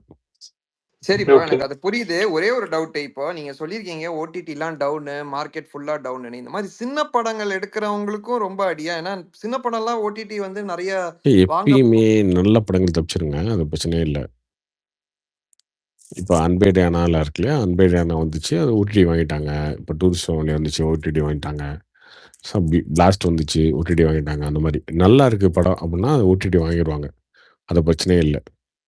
ப்ரோ இதெல்லாம் படம் ஹிட் ஆகி வாங்கினதா? இல்லாட்டி முன்கூட்டியே வாங்கி முன்னாடியே ரிலீஸ்க்கு முன்னாடியே வாங்கின படம் தாங்கண்ணா. இதெல்லாம் ரிலீஸ்க்கு முன்னாடியே வாங்கிட்டாங்களே. இது எல்லாருமே ஆனா எல்லாத்துக்குமே ஒரு நேம் இருக்குல்ல ப்ரோ. இப்போ ஃபர்ஸ்ட் டைம் வர்றதுன்னா அவங்க எல்லாம் கிராக் பண்ணணும் அப்படின்னா தியேட்டர் மூலியமா தான் வரணுங்களா? தியேட்டர்ல ஹிட் ஆனதுதான் ஃபர்ஸ்ட் டைம். இப்போ ஃபர்ஸ்ட் டைம் ஒரு ஹீரோ நடிக்கிறாங்க அப்படின்னா மோஸ்ட்லி தியேட்டர் வந்து ஹிட் ஆனதானே அந்த படத்தை பாக்குறீங்க. ஓகே ப்ரோ, இந்த மாதிரி ஒரு நல்ல கதை ஆனா உங்களுக்கு நல்லா இருந்தது ஆனா பெருசா ஓடல அப்படின்னா நீங்க பார்த்ததுல எது ப்ரோ ரீசெண்டா? டக்குன்னு ஞாபகம் வரலைங்க அந்த மாதிரி கேட்டிங்கன்னா. அந்த விமல் படம் ஒன்று வந்துச்சுல, போகும் இடம் வெகு தூரம் இல்லைன்னு. அந்த படம் வந்து எனக்கு ரொம்ப பிடிச்சிருந்துச்சு அந்த படம் பார்க்கும்போது. ப்ரோ அந்த படம் நல்லா தான் ப்ரோ இருக்கும். நீங்க என்ன ஆனா நீங்க சொல்லி தான் எனக்கு தெரியும் ஓடலன்னு. தியேட்டர்ல பெருசா ஓடல. நான் அந்த படம் ரிலீஸ்க்கு முன்னாடியே பார்த்தேன். ரிலீஸ்க்கு ஒரு 3 மாசம் 4 மாசம் முன்னாடியே பார்த்தேன். பார்த்த உடனே நினைச்சேன் இந்த படத்தை விமல் தவிர வேற யாரும் நடிச்சுதான் நல்லா ஓடி இருக்குமே அப்படின்னு. ரிலீஸ்க்கு அப்புறமும் அது பெருசாலாம் ஓடல அந்த படம். ஆனா அதுக்கப்புறம் ஓடிடியில் வந்ததுக்கப்புறம் கொஞ்சம் நல்லா ரெஸ்பான்ஸ் வந்துச்சுன்னு நினைக்கிறேன். நான் எனக்கு ஒரு டவுட்ண்ணா. உங்களுக்கு அந்த இப்போ ஜில்ஜங் ஜக்குன்னு ஒரு படம் வந்துச்சு, ஞாபகம் இருக்காண்ணா? சித்தார்த் ப்ளூ கலர் டை போட்டணும். அந்த படம் அப்போ சுத்தமாவே ஓடலையாண்ணா? ஓடல. ஆனா நீங்க அந்த படத்தை எக்ஸ்பெக்ட் பண்ணீங்களா நல்லா இருக்கும்? நான் எதிர்பார்த்தேன் அந்த படத்தை வந்து ஃபர்ஸ்ட் பார்த்தீங்கன்னா அந்த சூத்தக்குருவின்னு சொல்லி ஒரு பாட்டெல்லாம் இருக்கும். அந்த பாட்டு பெரிய சல்மான் கான் ரிலீஸ் பண்ணாருன்னு நினைக்கிறேன் அந்த பாட்டை. அப்ப வந்து சல்மான் கானை வச்சு பாட்டை ரிலீஸ் பண்றாங்களே அப்படின்ற மாதிரி பெரிய அட்டென்ஷன்லாம் கிடைச்சது அந்த பாட்டுக்கு. அப்போ அது பெரிய ஹிட்டு. அந்த படத்தையே கொஞ்சம் நான் வித்தியாசமா அப்படி எதிர்பார்த்தோம். ரொம்ப வித்தியாசமா போனதுனால இந்த ஆடியன்ஸ்க்குலாம் பெருசா அது கனெக்ட் ஆகல. புரியவே இல்ல ப்ரோ. பாதி படம் சுத்தமா புரியல. காமெடி அங்கங்க நல்லா இருக்கும், பட் பாதி படம் ரொம்ப மொக்க. ப்ரோ ஆமா. இல்ல 24 அப்படிதானே ப்ரோ? தமிழ்நாட்டுல பெருசா ஓடலன்னு சொல்லுவாங்க. அந்த படம் இப்ப ரீசெண்டா ரிலீஸ் ஆயிருந்தா ஹிட் ஆயிருக்குமா? லைக் ரொம்ப வே ஹைடா இருந்தாங்களா இல்ல அப்போ? அப்படி இல்லைங்க. அந்த ஃப்ளாஸ் இருந்துச்சு அந்த படத்துல. இப்ப பாத்தீங்கன்னா கூட ஃப்ளாஸ் இருக்குமே, நிறைய ஃப்ளா இருக்கும்.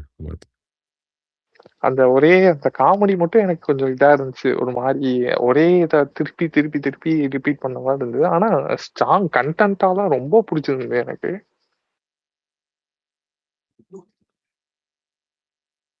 ஏன்னா நான் வந்து இப்போ இந்த வட சென்னையில தான் இதுல வந்து நம்ம வந்து மேஜரான ஆடியன்ஸ்க்கு பிடிக்கிற மாதிரி ஒரு கதை சொல்லணும்ல. அதுதான் மேட்டர். ஜில்ஜன் ஜக்லாம் பார்த்தீங்கன்னா, ரொம்ப லிமிட்டட் ஆடியன்ஸ் தானே. அது கரெக்ட் அப்போனா, தான். அப்போ டார்க் காமெடிக்கு அவ்வளோ லிமிட்டா இருந்தாங்க. இப்போ ஆனா லைக் வந்திருக்கணும். ஏன்னா டாக்டருக்குலாம் வந்து தியேட்டர்ல பயங்கரமா இருந்துச்சு. ஆனா ஓடிடில வந்து இதையா பார்த்து சிரிச்சோம் அப்படின்ற மாதிரிலாம் சில பேர் சொன்னாங்க. அதனால தான் நான் கேட்குறேன். ஆனா இன்னொன்னு நான் ஸ்கூல் டைம்ல வடசென்னை செம்மையா அப்பதான் ரிலீஸ் ஆச்சு. நான் எதுவும் தெரியாது அப்பெல்லாம் எதுவும் தெரியாம சூப்பரா இருக்கும் அப்படின்னு ஃபேமிலியை கூட்டு போயிட்டேன். கருமம் வச்சு செஞ்சுட்டாங்க எல்லாம் கெட்ட வார்த்தையை பார்த்துட்டு. அதெல்லாம் மறக்கவே முடியாது. படம் மாசா இருந்தது. ஆனா ஐயோ இன்டர்வல் எல்லாம் எதுக்குடா வந்தீங்க அப்படிங்கிற மாதிரி ஆயிடுச்சு.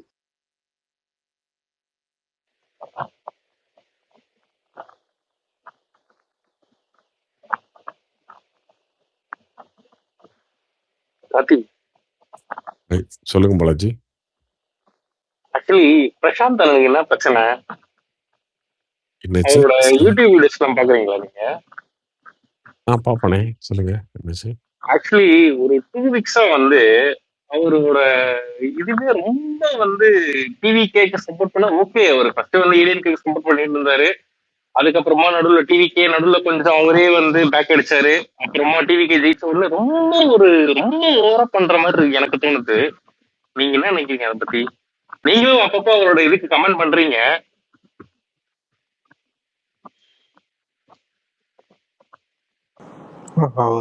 ஏர்ன் பண்ணோன்னு அவர் போடுறாரு இல்ல வீடியோ. இல்ல நான் சொல்றேன் ஒரு செகண்ட். ஆக்சுவலா இப்ப ப்ளூ சட்டை மரன் ரிவ்யூவர்ஸ் பத்தி எல்லாம் நீங்க சொல்லிட்டு இருந்தீங்க. இப்போ ஒரு ப்ரொடியூசர் படத்தை தயாரிக்கிறாரு, டிஸ்ட்ரிபியூட்டருக்கு கொடுத்துறாரு, அது ஓடலையே அவங்களோட போயிடும், இவருக்கு வந்தா நேம் தான் வரும். இப்ப ரிவ்யூவர்ஸ் பண்றவங்க அவங்களுடைய கெயின் பார்க்கணும்ல. They have to survive themself தானே. ஸோ இப்போ ப்ளூ சட்டை மாறன உங்களுக்கு பிடிக்கிற மாதிரி தான் சொல்லணுன்றத நம்ம எதிர்பார்க்க கூடாது இல்லை. ஏன்னாக்கா இப்ப ப்ரொடியூசர் அவருக்கு காசு கொடுக்க போறதில்ல. He has to run his family. Is not doing the social service. So அவருக்கு வேணுன்றத அவர் பண்றதுனால, ஸோ இப்படி பண்றதுனால நம்மளுக்கு வியூஸ் வருதுன்றதுனால அவர் அதை கீப் அப் பண்றாரு. அதே போல இப்ப நிதிஷ் பிரசாந்த் கூட அவரு என்ன நினைக்கிறாரு, இப்படி பண்றதுனால இப்ப ஒரு கட்சி ஓகே டிவிக்கு ரொம்ப சப்போர்ட் பண்ணி பேசுறாரு.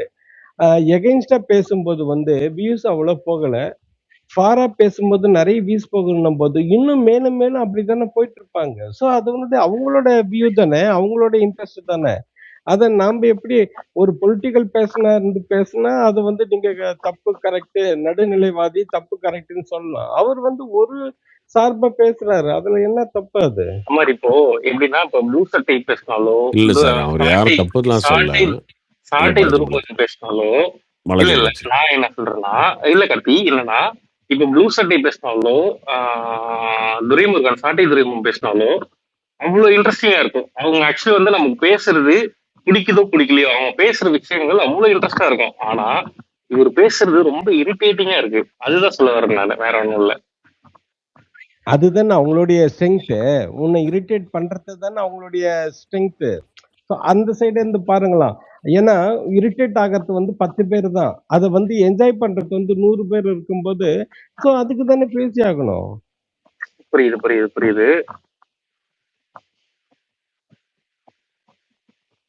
இல்ல அமர்நாத் சார், என்னன்னா இப்போ பாலாஜி சொல்றது அவர் ப்ளூ சட்டை மாறன் இது நிதிஷ் பிரசாந்த் பத்தி நிதிஷ் பிரசாந்த் மேல இருக்க அக்கறையில சொல்றாரா, இல்ல அவரு பண்றது பிடிக்காம சொல்றாரா அப்படின்றது இல்ல.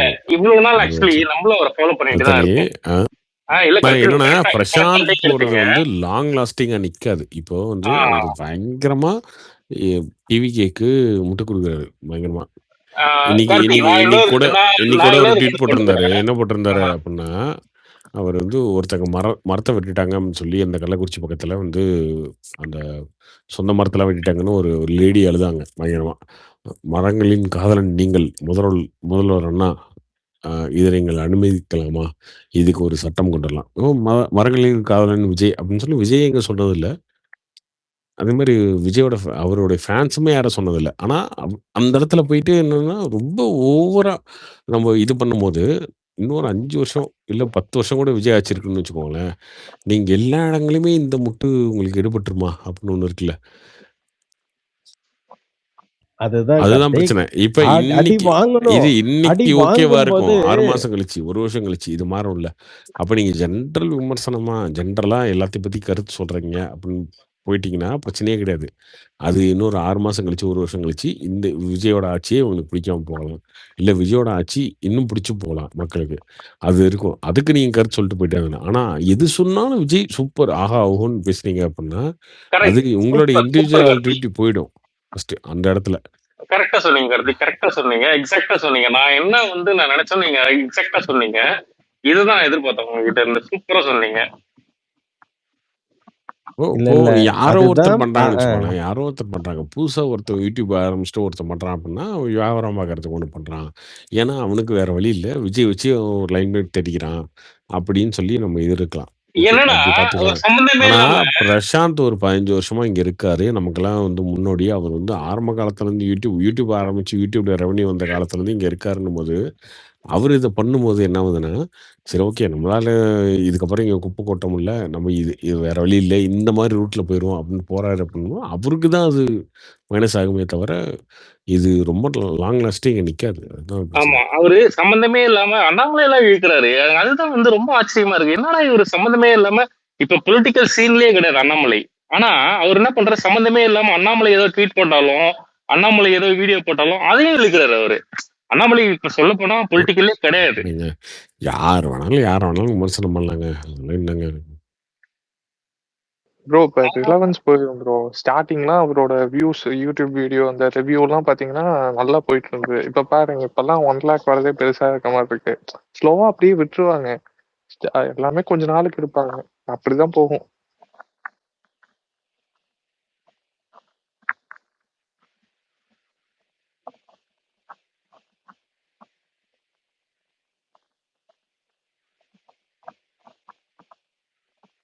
கார்த்தி சொல்லுங்க ப்ரோ. ஆக்சுவலி கார்த்தி இன்னைக்கு வந்து 3rd week Sunday prime shows Jananayagan எப்படி போச்சு? நல்லா போச்சுங்க. சூப்பரா போச்சு. ஓகே கார்த்தி. ஆக்சுவலி வந்து நானும் எக்ஸிபிட்டர் தான். ஒரு 2 ஸ்கிரீன் வச்சிருக்கேன் கடலூர் ஓ டிஸ்ட்ரிக்ட்ல. சூப்பர். எங்க? கடலூர் டிஸ்ட்ரிக்ட் தான்.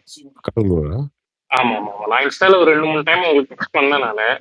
ரிப்ளை இல்லை உங்ககிட்ட. இன்ஸ்டாகிராம் நான் யூஸ் பண்றது இல்லை ப்ரோ. எப்பயாவது யூஸ் பண்ணுவேன். ஐடி இருக்கு. நான் ஆனா டெக்ஸ்ட் பண்ண உங்களுக்கு நானு ரிப்ளை இல்லை. ஓகே. ஆமா ஆமா. என்னது வந்து ரெண்டுமே வந்து சி சென்டர் மாதிரி தான். ஆல்மோஸ்ட் வந்து ஒரு ரூரல் ஏரியால தான் இருக்கு. எந்த தேட்டர்? வேல்முருகனா? இல்ல நீங்க சொல்றது வந்து கடலூர் டவுன் சிட்டி. அது நான் சொல்றது வந்து கடலூர் தாண்டி ஒரு விருதாச்சலம் அந்த பெல்ட்ல சொல்றேன். அது ஒரு ரூரல் பெல்ட். ராஜா பேரடைஸ். பேரணம்பேட்டா? பெண்ணடம். ஓகே. ஆக்சுவலி வந்து இப்போ வந்து ரீசெண்ட் டைம்ஸ்ல லாஸ்ட் ஒரு 2 இயர்ஸ்ல காட்டி ஆல்மோஸ்ட் வந்து ஒரு சின்ன சென்டர் தான் நம்மளுது. ஒரு 12,000 ஆடியன்ஸ் இது வரைக்கும் படம் பார்த்துருக்காங்க. இது வந்து ரொம்ப பெருசு. எங்களை பொறுத்த வரைக்கும் ரொம்ப பெருசு. இது வரைக்கும் இந்த லாஸ்ட் 2 இயர்ஸ்ல வந்த ஆடியன்ஸ்லயே மேக்சிமம் வந்து எல்லாமே டிராப் தான்.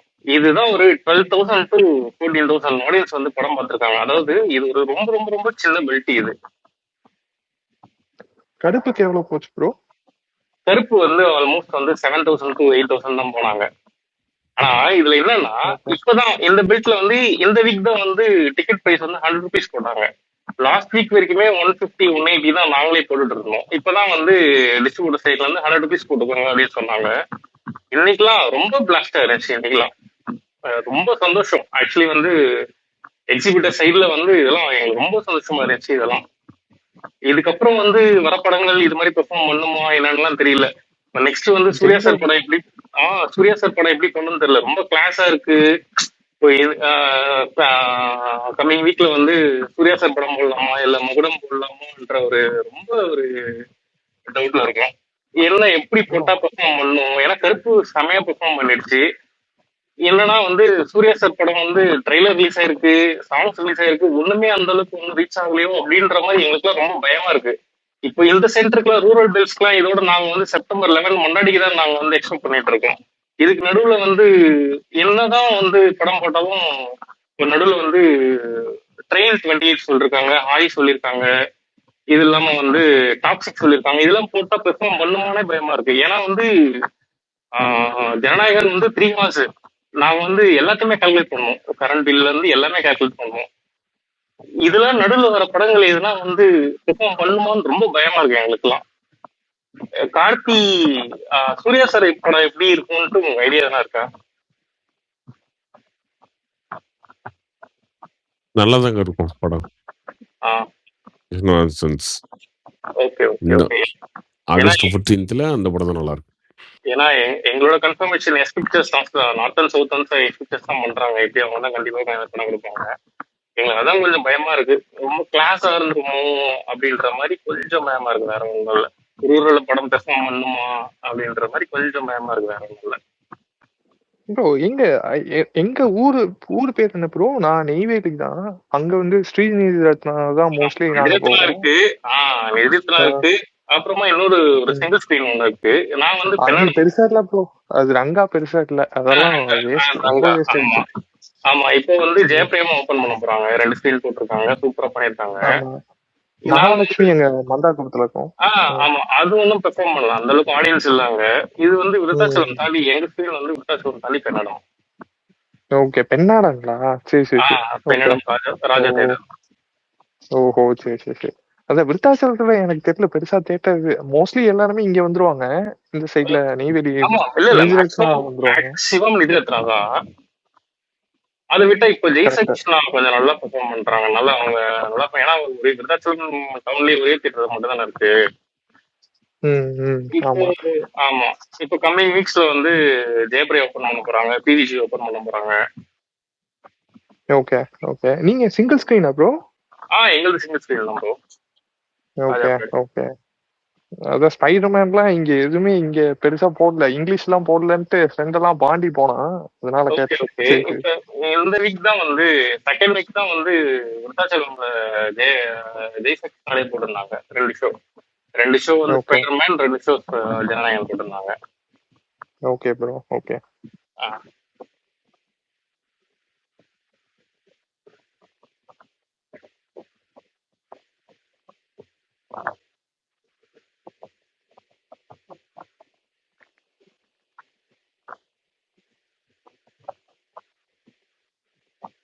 இப்போ ஓகே பாய், குட் நைட், நாளைக்கு பார்ப்போம்.